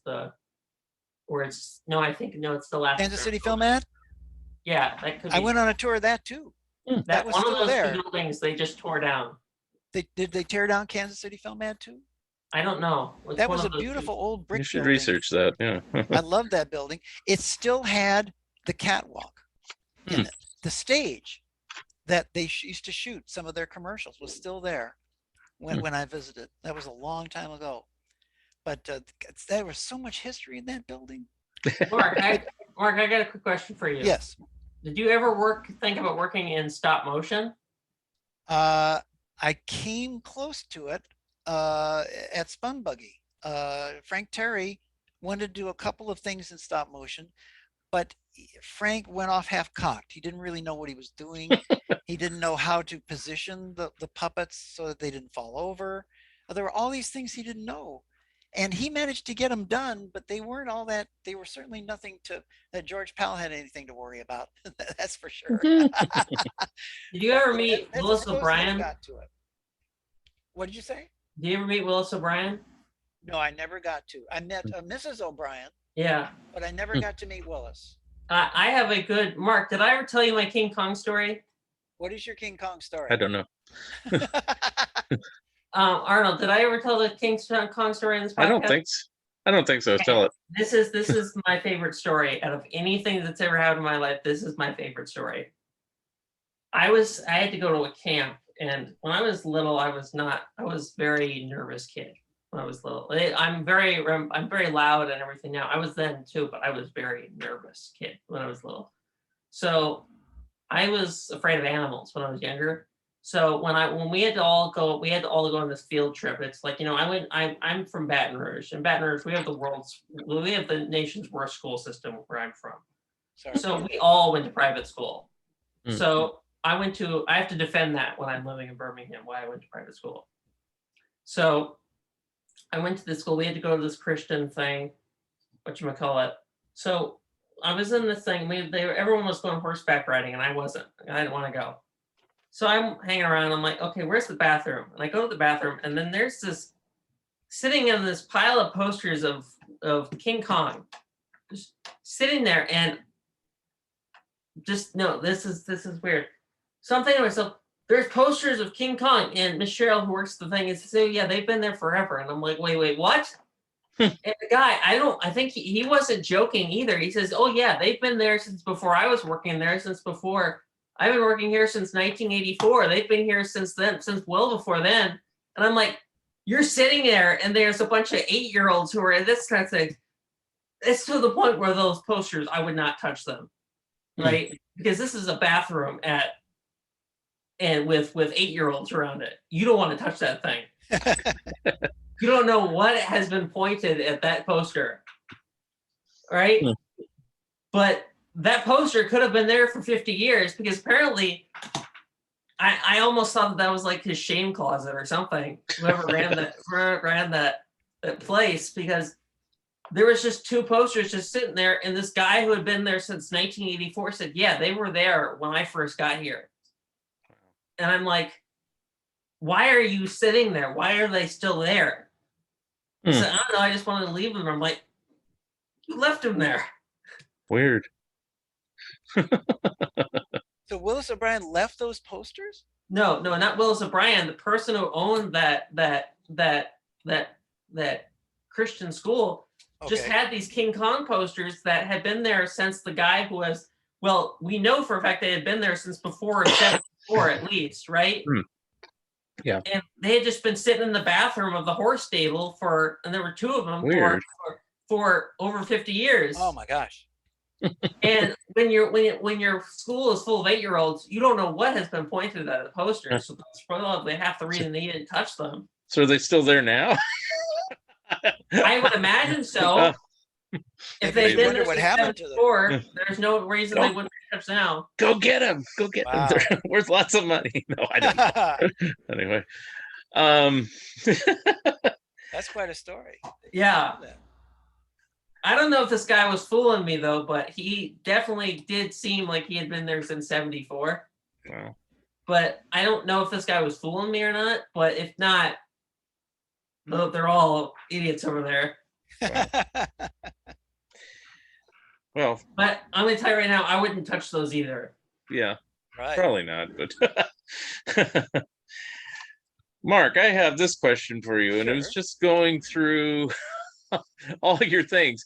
Are you like the go-to guy whenever there's like live action animation hybrids? I don't know if I I'll say why. Because of Roger Rabbit? Well, Roger Rabbit, but also Osmosis Jones, also Looney Tunes Back in Action, also The Duck Factory, also there's something else that was on here. And I'm like, man, you're like in everything that's like, did you work on the new Chip and Dale's Rescue Rangers movie? No. Oh, that one that's like half CGI and half traditional. Yeah. No, that's a weird looking thing. No, I didn't work on that. I just say that as a joke. No, but the Duck Factory was not strictly live action. There were very few combination shots because it was too expensive. Yeah. But I did animate some of the duck. I designed the duck. Oh, okay. That was my model. Okay. And they couldn't come up with a duck anybody liked, so I just took like one from column A and one from column B and skated between them and put together a model sheet, and that became Dippy Duck. Wow. But I animated a sequence with a knight on a horse in that with Dippy, and it's been so long ago now that I'm kind of forgetting what I did on it. But I remember the hands of the animator were Ambi Palawotas, but Ambi did not appear in the show, just his hands, because I forget now the guy that played the old animator. It was Don Messick. Don Messick played the animator. I thought Don was another guy. Actor. It was a New York comedian, a very good guy, and I can't think of his name today. Because I mean, Jim Carrey's the only other person, but he was young. Yeah, Jim. That was one of his very first things. Yeah. Jim was. We got to meet with him. Jim was very a very nice, down-to-earth guy in those days. Except then all of a sudden he'd become a cartoon himself. You know, he'd become very wacky and run around and make funny noises. But no, sadly, I can't think of the guy's name today. But he's a great comedian. But he was the one that played the really old animator, and he did a Let me wonderful see. Oh, job. I know Jack Guilford. He's on it. That's the one. That's right. Jack Guilford, of course. But Jack Guilford's hands, Jack Guilford didn't draw. So they hired M.B. Pallawoda, who was a wonderful animator, and he did all the stand-in for Jack Guilford. So anyway, Herb Klin, who you talked about with Bob Kurtz, Right. that was his art collection from Format Films on all the studio walls in the Duck Factory. And even they got the furniture from Herb. Some of the linoleum, the old linoleum on the floor, came from Format Films. All these props that were used in the soundstage for Duck Factory were all repurposed Format stuff. So that was interesting about that show. Do you have any knowledge of why it's never been released to home video? I think it's rights problems that conflict. It's either music rights or story. I forget which. Because when Jim Carrey became a big star, I thought it would be a natural to put it out. You know, it's like, even if nobody likes cartoons, you know, it's like, it's Jim Carrey, you know, and it's like, you think that would carry it, quote unquote, wouldn't you? Yeah, but it didn't. It didn't work that way, sadly enough. Yeah, but, it's only a matter of time till Jim Carrey premieres in the reboot. Yeah, probably. And he'll play the old animator by that point. Right. He'd be a funny old animator. He'd be great at it. But but the Duck Factory was not a big hit. No. And it had a lot of problems. It tried to be a funny look at animation. And I think when they made it, they found out there isn't that much really funny about making animated cartoons. No. It's actually kind of a long, dull process. I mean, I watched it just because I watched anything that had cartoon in it, but also is an MTM production, and you know, Mary Tyler Moore's production company usually had a pretty stellar track record. So it's like, hey, that was this must one be of their good. few misfires. Yeah. But we tried really hard, and it had a good budget and it paid well. It's become like a cult classic, though. Yeah. It's a cult classic now. It's become a cult thing. It is, but it's hard to find. It's not like they put it out anywhere. So is it on YouTube? Oh, I'm sure. Yeah. Okay. Well, I mean, you could probably get a bootleg of it, but I'd like a nice copy. Right. It'd be better to have a nice Blu-ray of the whole series. Yeah. But that probably won't get released, unfortunately. Okay. Wait, what was your? Just doing and even Coonskin has live action in it. It just seems kind of interesting that he did so many. Doesn't it have a live action prologue and an epilogue? Yeah. Which I didn't touch. You know, didn't have anything to do with it. And I'm sure it's just coincidence that you worked on so many projects that way. It's just I was looking at that and you mentioned Osmosis Jones and I go, that's another one. That's another one. Yeah, I think you're right. Like working on Roger Rabbit was really tough because this was before they had these computer programs that tie down the scene so that the camera movement isn't a problem. Because when they're shooting live action, they don't understand about animators. They don't care about animators. They just let the camera drift north, drift south, drift east, drift west, whatever they want to do. And then we have to follow that camera movement frame by frame. And we have to reposition the character so they'll drift on the ground plane with the camera. And that slowed us down tremendously. I had to do a scene where Benny the Cab, his wheels had been gone through dip. And he's going, ooh, ouch, ooh. And he's walking, his tires are very sensitive. That scene took 3 weeks because every single drawing was matched to that drift in the camera. Poor Bob Zemeckis was tearing his hair. Says, "You guys got to get this done faster. We have to make our deadline. Come on!" Which the English translation, free overtime. Yeah. You know, we need you to give us your time so we can finish this picture. And a lot of us did. A lot of us did donate our time because we loved that movie and we wanted to see it done and see it done right. So we worked very hard, but we really loved it. And I did the Tweety sequence. I did the Droopy sequence in that. And I had a ball. Did you do any of the open and full animation sequence or no? That was done in London. Oh, okay. That was done by Dick, animated a lot of that himself. And I forget now the British animator that did Jessica. He did a lovely job on her. Beautiful job on her. Now, didn't you do the Roger Rabbit sequels, as it were, like Trail Mix-Up? I worked on every one of them. Okay. And what did you do there? Just isolated scenes, or? I worked on the storyboards Okay. of Trail Mix-Up, and Pat Ventura did most of it. That's Okay. almost all of his board on Trail Mix-Up. And then I got to do the close-up of Jessica. And I was so proud of that, because Mark Henn got all the footage of it. He thought he got it all. But I knew the director, Barry Cook, very well. Mhm. And I said, Barry, can't you just slip me one scene? I want to do the close-up. So he said, okay. I mean, it was like 4 feet. It was short. Right. Well, I did it. Uh-huh. And it fell into a big corporate snafu, because they said, well, her breasts are way too large. We can't have that. But I said, but this is a low camera angle, and she's leaning over Roger, and that they stick way out in space, and that would, precede her face. They would come down first, followed by her face. So, we did all this tall explaining. Finally, we got Jessica's breast reduction guide, issued from, the top executive offices, and you will redraw them to this size. So that's what I did. But then I got a little bit of my own back, because at one point, as she's descending towards Roger, I caught them up. I made them big again as they moved down. So I had a lot of fun, fooling around with that. That was about the most fun I had. And then I went to Florida. I worked in the Florida studio to do Roller Coaster Rabbit. And we were on public view for 7 months. I worked in there, and we were on public view. And one day I was shooting a pencil test. By that time, we were shooting all our own video pencil tests. No more cameramen. we were doing their job and our job too. So I was shooting a test, and I heard a little tap at the window behind me, and I turned around, and there was Jeffrey Katzenberg, looking me right in the eyes. The big boss he had a tourist outfit on with a big baseball cap, and he was pretending to be, just another tourist, another guest. But that was kind of a lot of fun. I enjoyed doing that. I did a lot of scenes on Roller Coaster and on Tummy Trouble. Question. Yes. Mark, you are credited, I guess uncredited, but your resume says you worked on Yellow Submarine. Yes. But Okay. I don't think I was credited. No, you weren't. No. Because I worked 3 days. I didn't I say that at the top of the show here? Yeah, Camden's didn't been I tell sleeping. that story? Yeah. Yeah.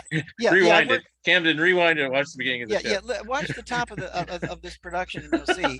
But yeah, I worked there about 3 days. Just worked for Dwayne, and Dwayne gave work to my friend Bob Alvarez and a lot of people on that. And so we can all say, yeah, we worked on Yellow Submarine, like this is a big deal.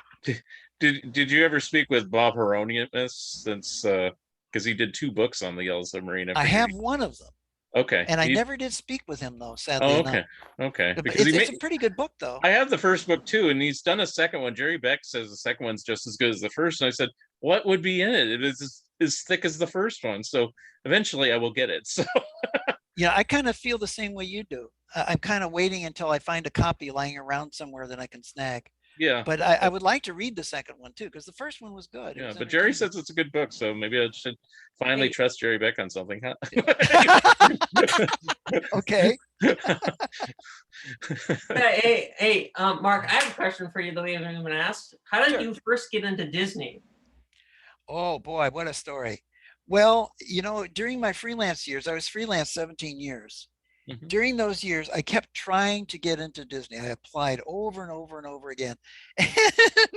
And one of the old timers there, he was in charge of the training, actually fell asleep looking at my sample reel. And I thought, I'm killed. I'll never get in this place.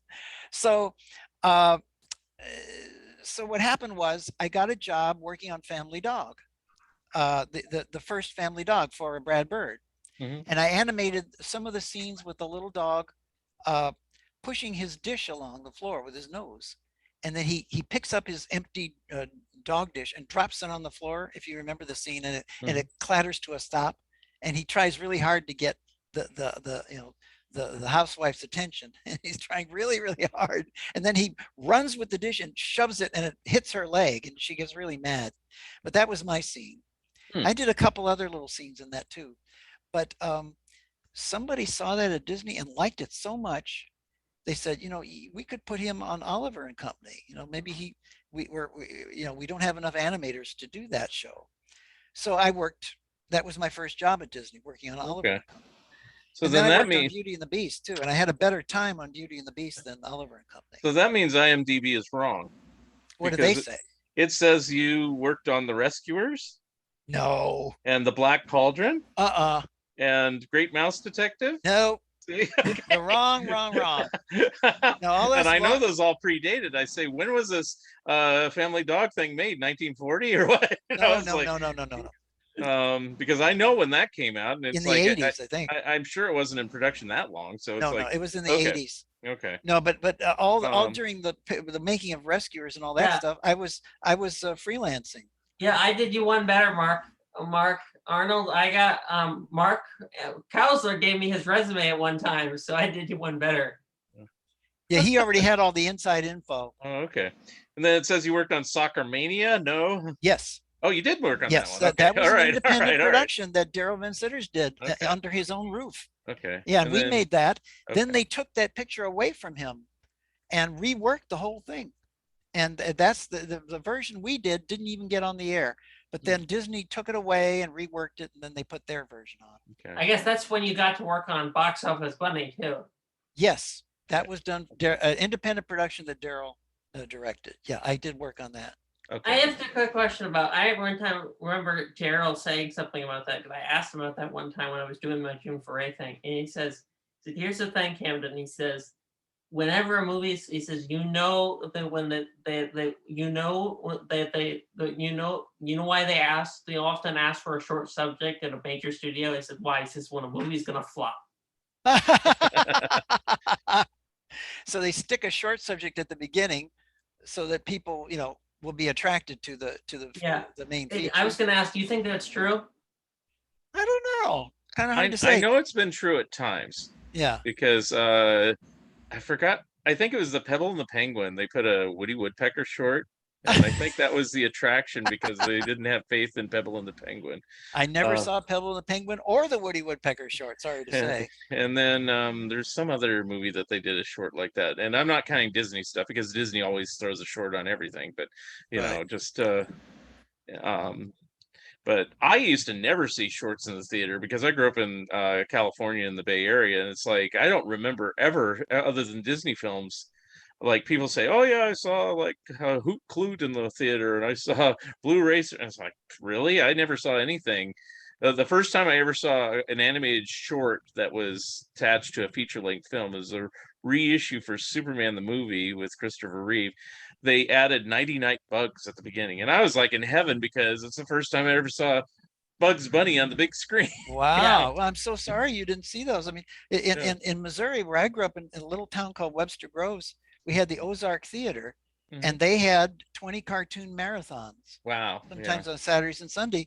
And I would just be, really loving it, but I dreaded the 20th cartoon. I thought, wow. Is this number 18? Are there two more to go? I thought you dreaded it because 20? I never wanted it to end. Oh, okay. And I thought you dreaded it because they put a lousy cartoon to get you out of the theater. No. Yeah. Well, you would have liked it. It must have been a Casper at the end. They did run Casper. You would have loved it because they ran a lot of Paramount stuff, and they ran Warner Brothers. Once in a great while, they work into Tom and Jerry, but not very often. But it was mostly Warner's and Paramount that Ozark ran. One time on a this is a funny story. I was in Boy Scouts. We were encamped at a military installation near St. Louis called Fort Leonard Wood. They had a theater on the premises there in the camp, and they ran a cartoon show just for us little kids.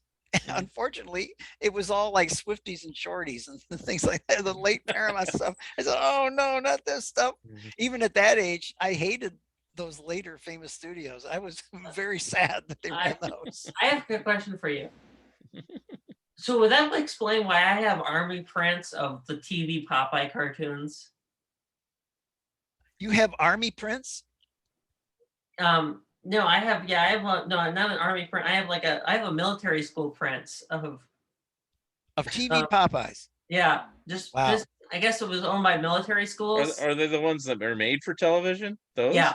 Oh, well, I thought it might be the AAP package or something of the Later Famous or something. That was for their torture training class. For their military induction. Yeah, you have to watch TV Popeyes and nothing else. You could survive any war if you watch I this. imagine it was because of the smaller kids in military school. Wow. Oh God. Actually, that's another book. Or I also imagine it could just be that someone just used the real case and they just plastered a sticker on there that said that might have been the case. Yeah. The can itself. That's another book to recommend. Fred Grandinetti, who is of course the biggest Popeye fan in the world. Yes. Yeah, he just put out a new book praising all the TV Popeyes, and it's actually a really decent book.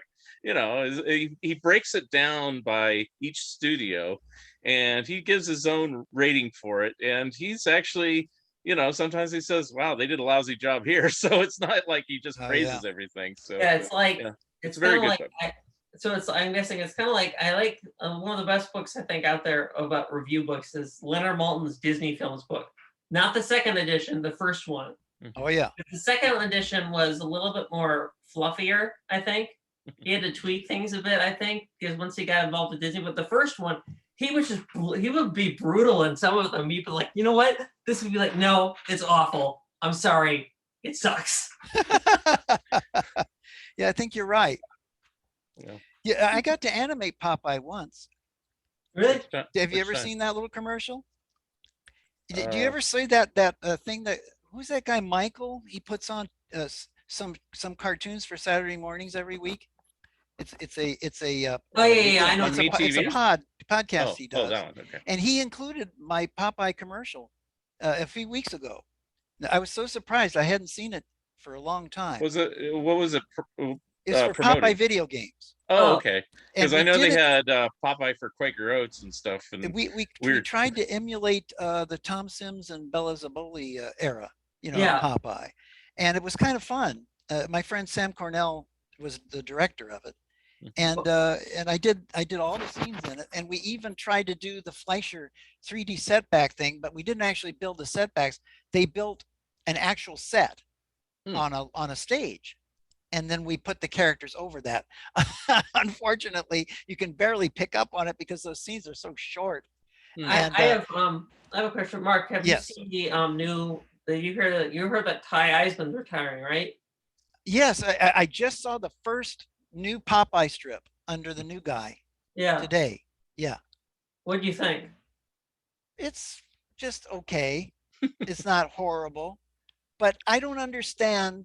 If the character, they hardly have any distribution for that strip. It's probably in 2 papers in the whole United States, if it's in 2. So why do they keep trying to keep it afloat? I guess just to keep the copyright on the characters. I guess. Yeah, I thought they'd ended with Eisman. I thought he would just continue to do it until he dropped, I guess. Well, he's still around, but I think maybe he retired from he's in his late 90s now, so I can see why. 96, I think. Yeah, but the new guy has all these interesting, grandiose plans and stuff. I read the little thing. A friend of mine put it out on his blog today, and I read his statement. He wants to revive Cylinder Oil, Olive Oil's sister, and he wants to revive a lot of the old characters that haven't been seen in the strip many years. Yeah, I showed Mark some of them. They really are a mixed bag because some of them get really, really, really, really, really. I'm pretty liberal, but they get ultra, like they're almost making a statement of some kind. And then some of them they're like really cool and action packed. And then sometimes they're just really weird. So you've already seen a lot of this guy's upcoming material then? Well, no, he did that Popeye Cartoon Club thing. He participated in that thing. I've never seen it. Yeah, I don't know anything about it. It ranges from being really awful, like downright awful, to really good. Yeah. And it's really a mixed bag. Like you don't know what you're gonna get. You're gonna get something you're like, what the hell just happened? Did you just see? Or you're gonna get, wow, that's awesome. Well, I hope the awesome ones get published, as it were. I hope he sticks to like an adventure story rather than bring back he invented something like a Sea Hag has a goth daughter, I think, is one of them. And I'm like, why does Sea Hag need a goth daughter? So give him And something to write about. yeah, Alice the Goon should have a goth daughter. I think Wimpy is gay in one of them. If he's gay. Oh my gosh. Okay. That one threw me off a bit. Popeye's all, stick with your burgers, Wimpy. No, it was just completely random. Popeye wasn't even in the script, by the way. I think I said that one to you, Mark. Yeah, you did. They are a mixed bag, what I saw too. And it's like, I guess I just have to say time will tell, and hopefully the direction he goes is the better one and not just all over the map. It's just Right. like adventure is probably the best. Really too early too. I think he could be experimenting. It could have Yeah. been whatever. Hope- I mean, like, well, judging hopefully it now finds his would be way. like judging the Charles Schultz based on the Lil Folk strips. Yeah.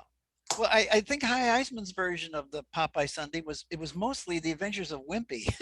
Yeah. I remember it being more gags about him than any of the other characters. So you could tell what he was. They're probably easy to write. Yeah, he liked Wimpy, and that was Yeah.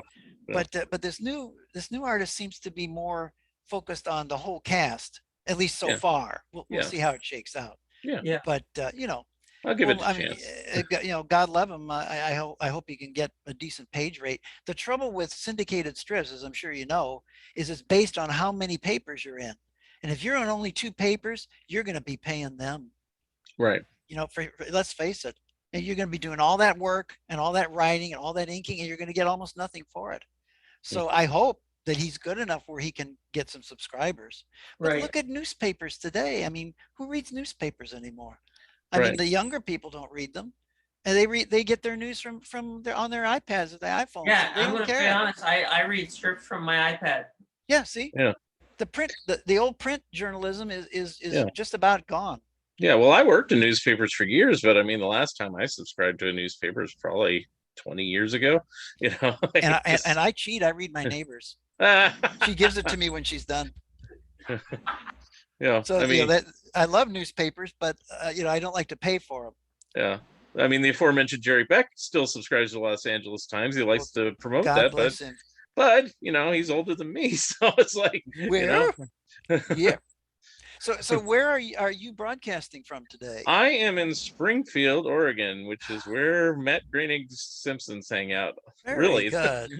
So he hangs out there for real. He doesn't hang out here, but the characters do. There is a mural. There is a mural that was official that was put up on one of the walls, and now unofficial Simpsons characters are now popping up everywhere all over town. So, I only worked on Simpsons once. What? I only worked on Simpsons once. I worked on 2 different shows. I worked on a recap show, which was took sequences from earlier ones, like an old-fashioned cheater, Yeah. And then I worked on another one where the grandpa, one of the old timers, gets in a big fist fight with another guy and knocks him to the ground. And that was kind of fun, but they were awfully hands-on that show. They didn't want you to have much fun. They always said, just don't do too many cartoony things. Just Simpsonize real people. Just kind of make them a little thicker and a little weirder, and with big pop eyes. And they're to me, I don't understand why that show's gone on so long. It's really not much fun to work on, and it's not a real good cartoon. But I guess it's the scripts, and that's it exists for the writing, and that's probably as far as it goes. I am a huge Simpsons fan.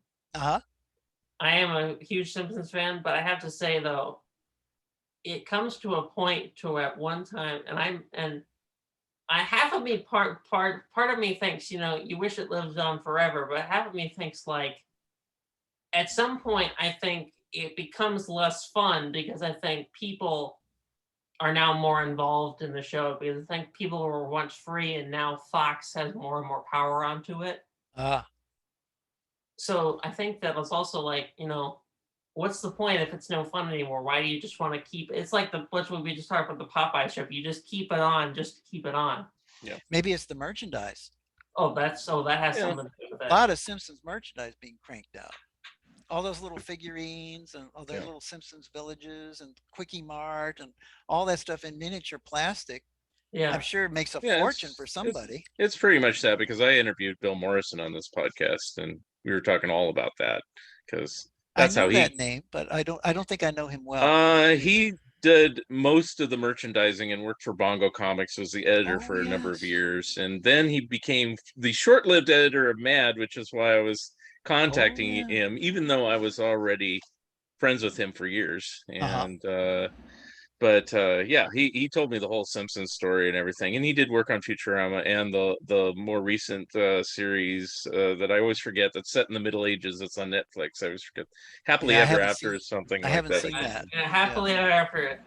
Something like that. But Yeah. but on yeah, Bell, it's right? kind of weird to me. You know, it's like I remember the days, and you do too, Mark. You know, it's like, you know, the series had 13 episodes, and that was it ever. Yeah. You know, they never did another Like one. the Alvin Show. Duck Factory. like There we that, go. you know. It's like, you know, and it's like Simpsons, when it started on Tracy Ullman. I just watched it when they said, I and think I I kind of, still think those are the best. and when they I said love they were going to do those. a series, I said, oh, this is probably going to last 13 weeks. So I taped them all, and then it kept going and going and going, and I taped like the first 9 seasons, and then I said, I gotta stop this, and then I watched it till probably about season 20, and then at that Really point hung in there. I just gave up. I said, you know, so I haven't seen it in like the last 13, 14 years. Yeah, You know? Well, I so. jumped ship long before you did, but anyway. I think though that I jumped ship about season 30. Well, of course, I was 30 of course seasons. I was born in season 12. 13. So Ow. This is so funny. Like Ow. people actually chart their whole lives by which season I of The know. Simpsons they were born in. I predate the Simpsons, boy. Well, heck, I mean, So- I remember when there were no real TV cartoons at all. yeah, You know? so The I first remember, ones I My ever dad saw were, remembers no TV. you know, well, of course he He's does. 84. Yeah, but I mean, when Yeah. I was a little, the only thing on television was westerns. Oh yeah. That's all that the old B westerns that was on, and only on. We only had one or two channels. That was it. You know? if you want to see them, I always find it funny, the reviewers of The Simpsons, when they first had it on a series, one of the reviewers said, this is going to be the end of the Fox network as we know it. And one of the reviewers said something like, I wouldn't even give it 13 licks. This might be Fox's worst decision yet. Yeah.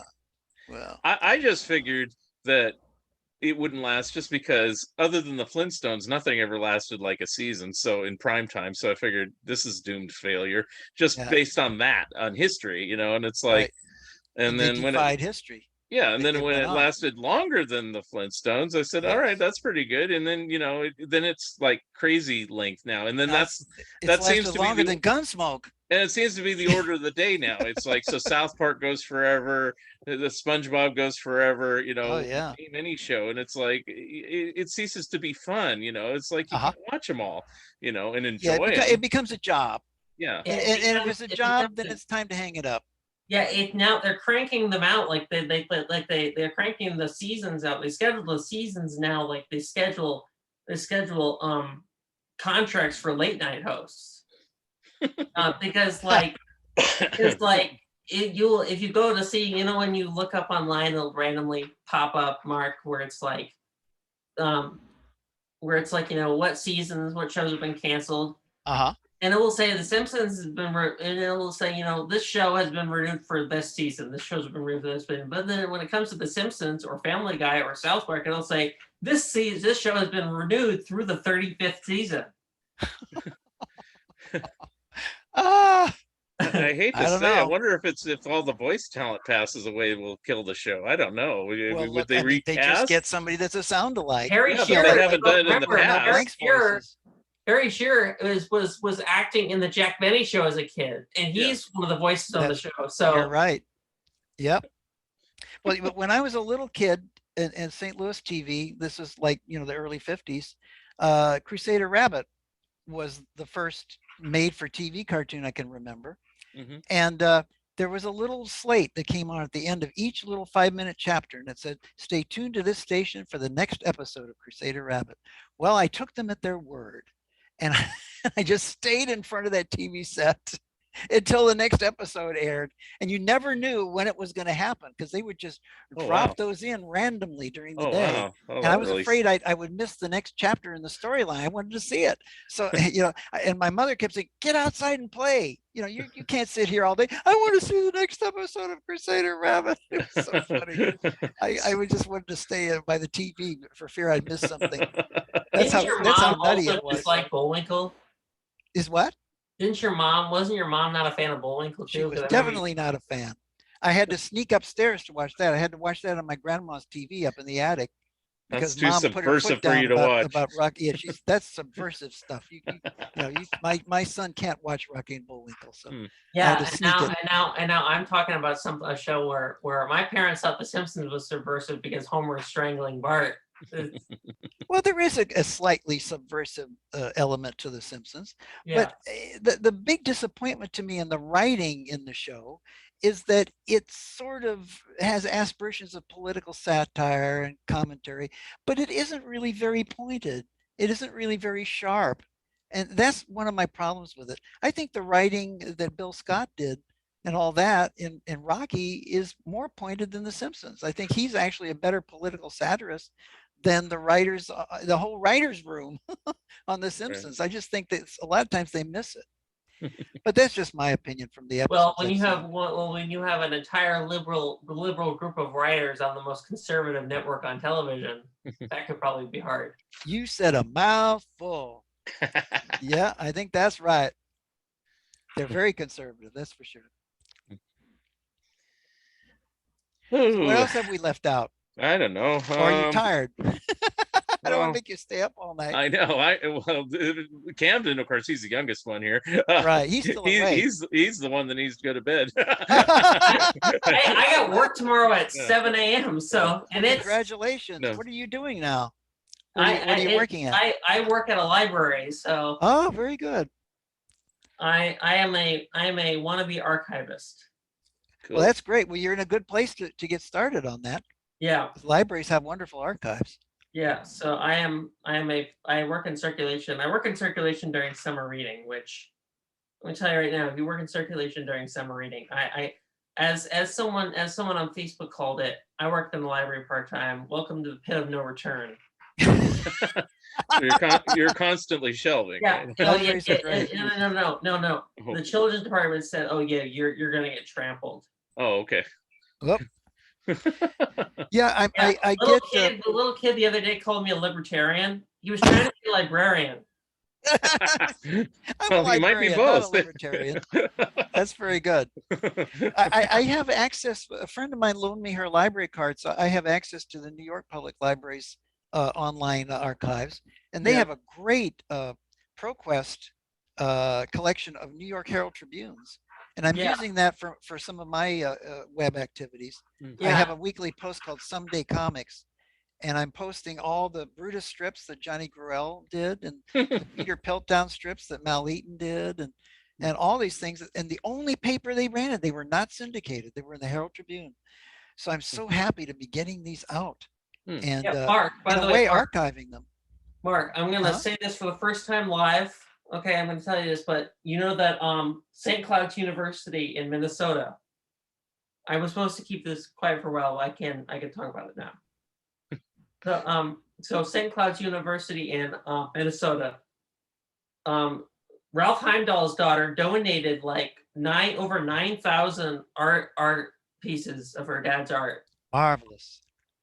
Ralph of the Bugs Bunny strip. He did such great art. They're actually agreed to help me. As of right now, they agreed to help me on a cartoon research article profiling some of the art. That's wonderful. I'll look forward to seeing that. I'm gonna try to convince David Gerstein to help me pick out strips. I'm a big fan of his work. He was very good. He drew Bugs's face so well. He drew the expression so well. Yeah, I think around the time he ended, though, I think the strip kind of got really like, it kind of went almost in the direction that BC went into. Because if you look some of the later strips, you notice that Foghorn Leghorn's like a preacher in a bunch of them.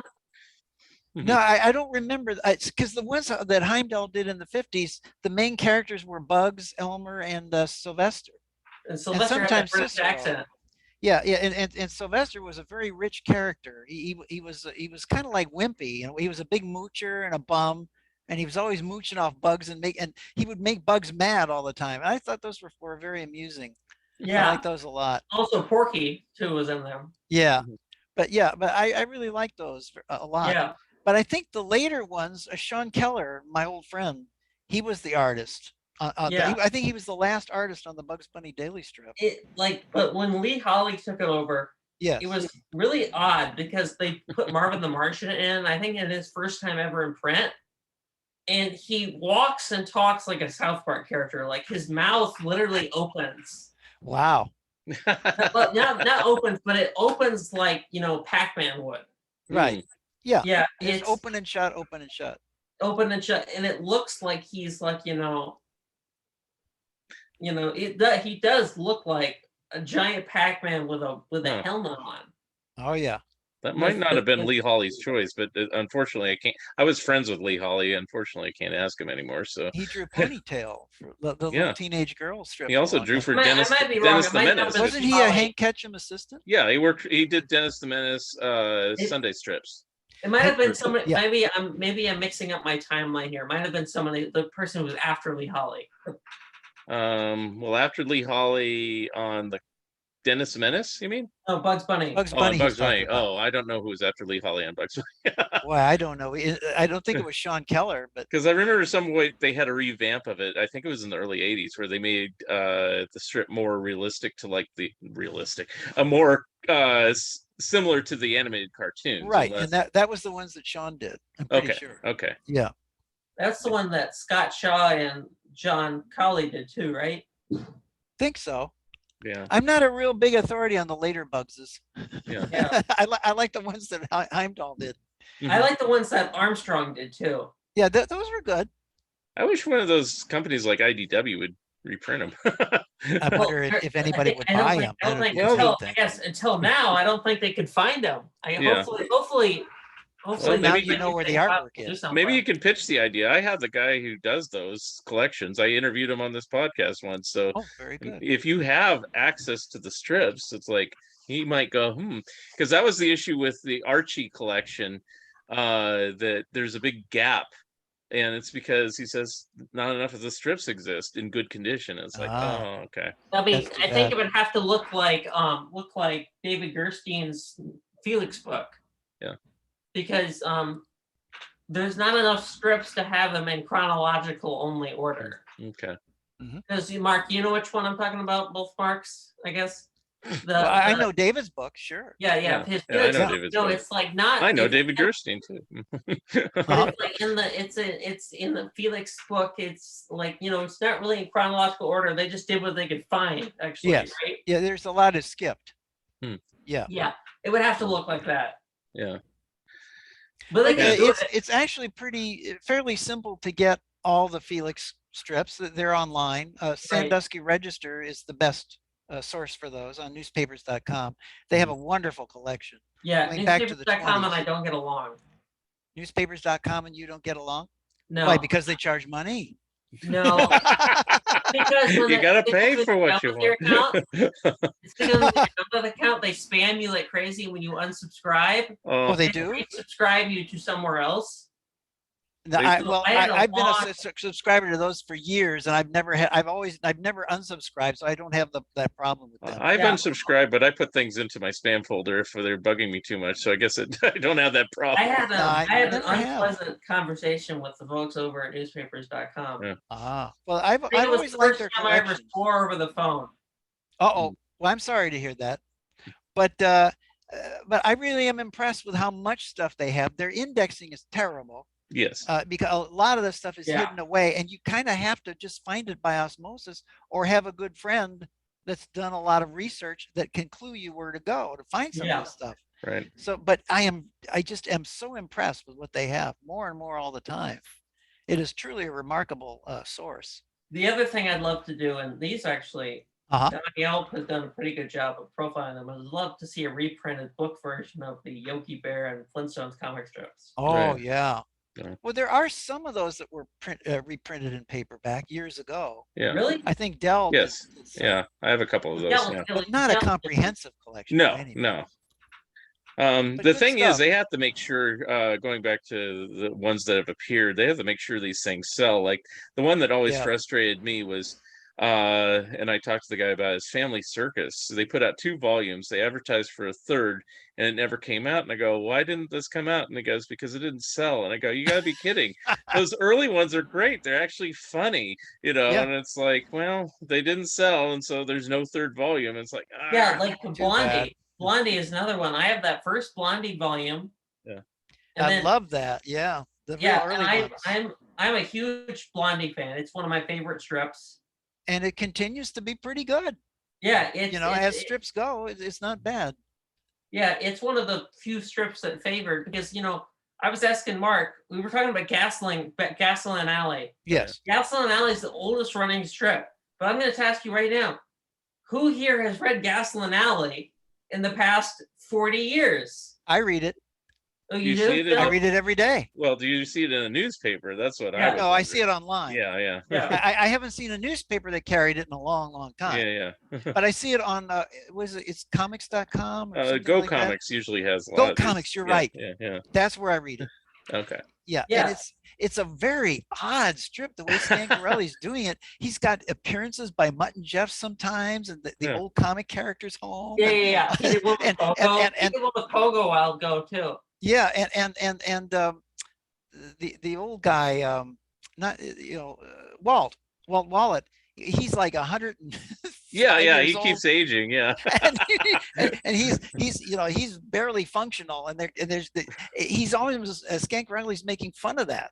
The fact that he's so old and decrepit he could hardly remember anything. I kind of amused by that.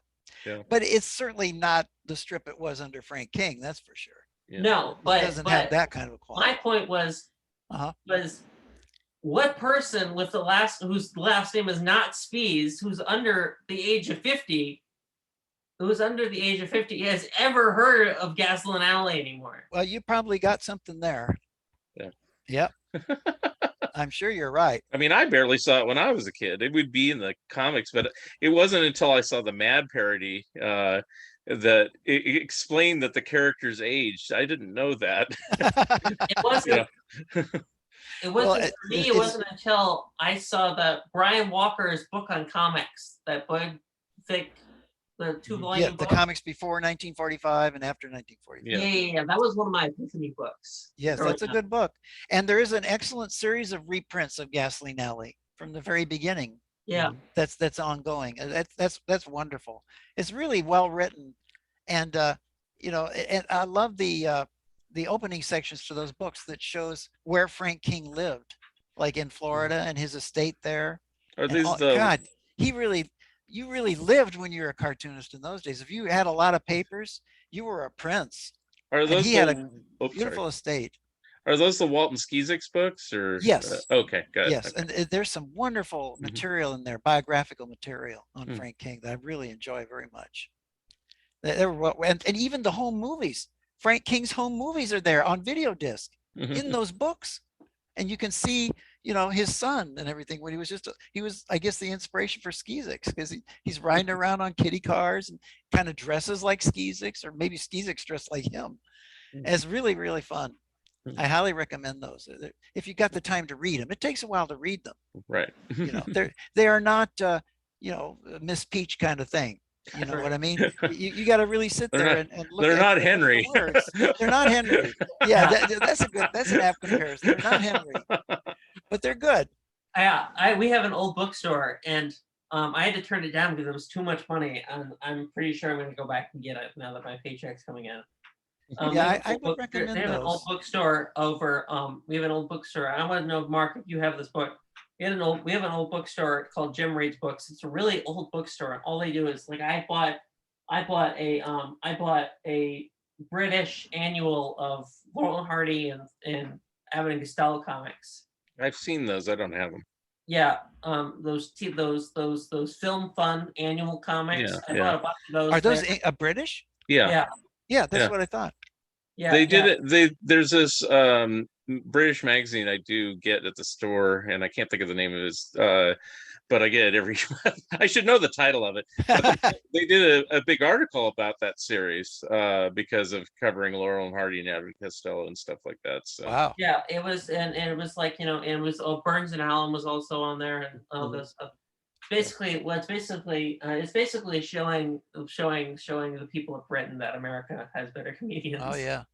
Excuse me, we were talking about Dennis the Menace just a little while ago. Yes.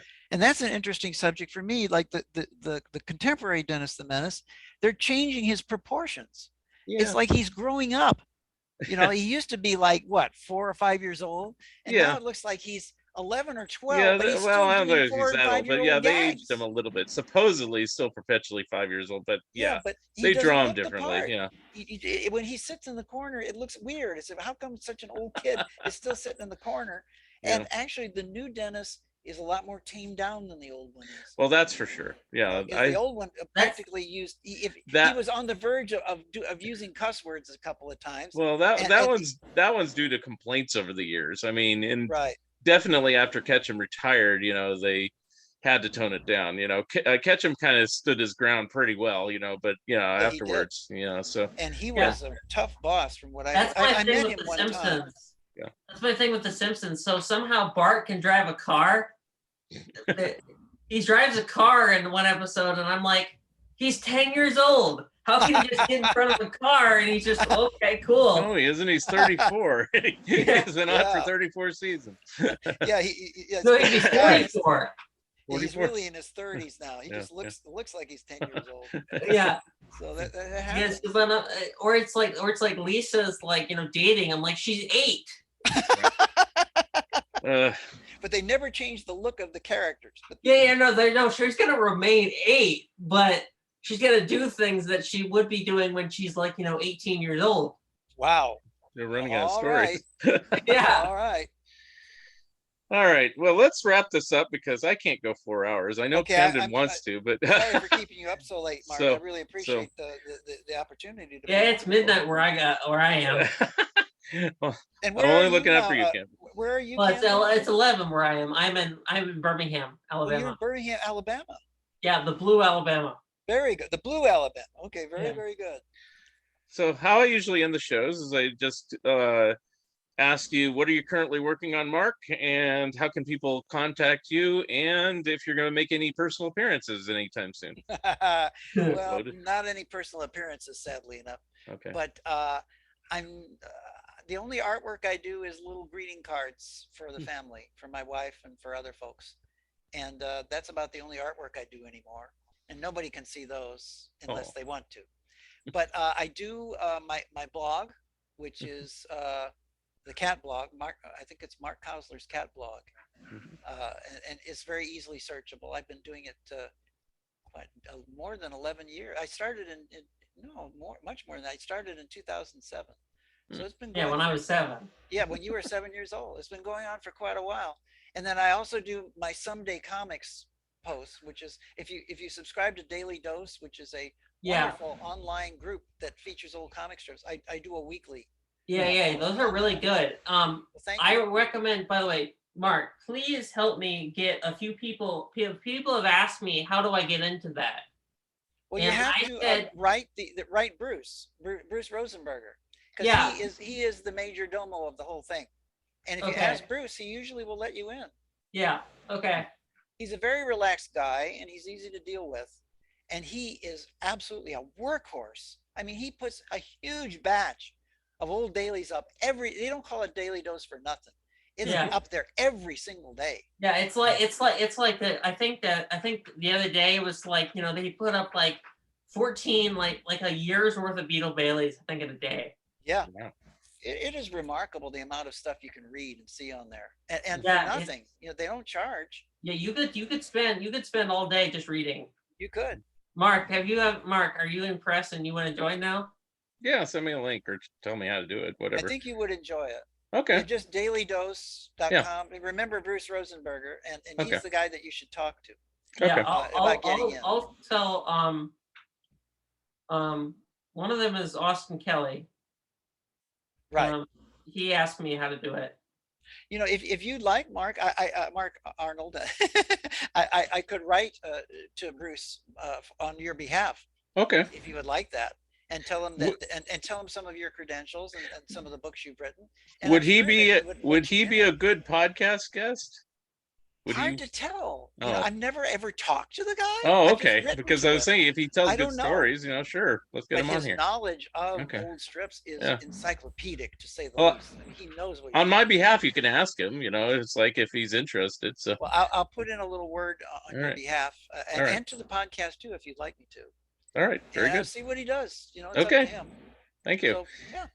And But those any are my main activities these days. Okay. Are Sunday comics and my blog, Okay. and you know, just kind of going along to getting along. any more We have a little house here that we try and take care of. any more commentaries on anything? I have three. I think I did 4 shorts on the upcoming Steve Stanchfield Flip the Frog Volume Oh. 1. Very good. And I'm No, they're gonna be as someone who buys, as I told Mark, about half my paycheck go after half of the money I spend is spent towards Steve you give Stanchfield. it all to Steve. Good for you. The Church of Steve. Literally, no, and by the way, that's not an exaggeration. Literally, half the money I spend, other than food and Goes stuff to like that, half the money I spend goes to Steve Stanchfield. I hope he realizes that and appreciates that. Oh no, he Very good. Oh, appreciates it. he's another one I need to get on this show. But anyway, I think you would have He a lot of fun appreciates talking it with enough to Steve. where all the sets I didn't have before I started collecting Butterbean, he just gave them to me all for free. He gave me like 20 or so sets. That's for very generous of him. Mhm. But yeah, there's but also Steve, I was going to tell Mark what else I was working on. Yeah. Anyway. I was gonna say just real quick. Yeah. That's actually now combined into the one volume. Very good. Okay. Well, anyway, there's also a big collection of old TV commercials coming out, Oh. and I'm a film collector, as I'm sure you know, and I Mhm. have 23 large reels of old commercials snipped from here, there, and everywhere, old animated commercials. Hmm. And my friend Greg Ford, in conjunction with Kino, Mhm. is putting out a big collection of them, and I'm supposed to do audio commentary on some of those. Mhm. But Greg is really remarkably slow in getting me the material to comment on. But someday I'm going to be involved in that. Do you have this one commercial? I've been looking for it for years. I started a Facebook page called TV Cartoons that Time Forgot. Time Forgot. And The time forgot. Okay. I started with Jerry Beck. So if you're on Facebook, And you me. can get it. And Camden's up there.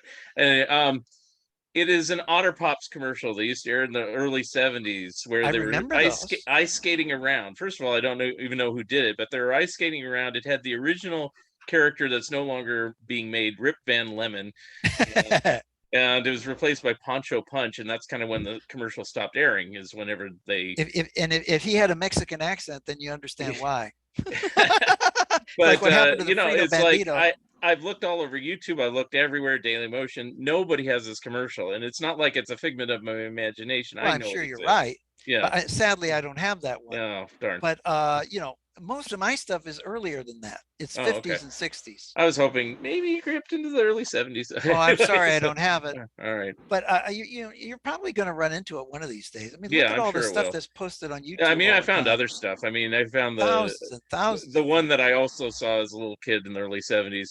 Make America Sparkle City. Put litter in its place. You know, and that's on there. So these earworm commercials, they just drill into your head and they're in there forever. So, Right. so anyway, It's sort of like that scene in The Help, which is ain't you tired, Miss Hilly? Ain't you tired? You know, that's how I'm feeling right now. Ain't you tired? So anyway, I guess we'll say leave good night for now. All right, sounds good. It was a pleasure talking to you both, and A especially pleasure you, talking Mark. to you, sir, and Kamden as well.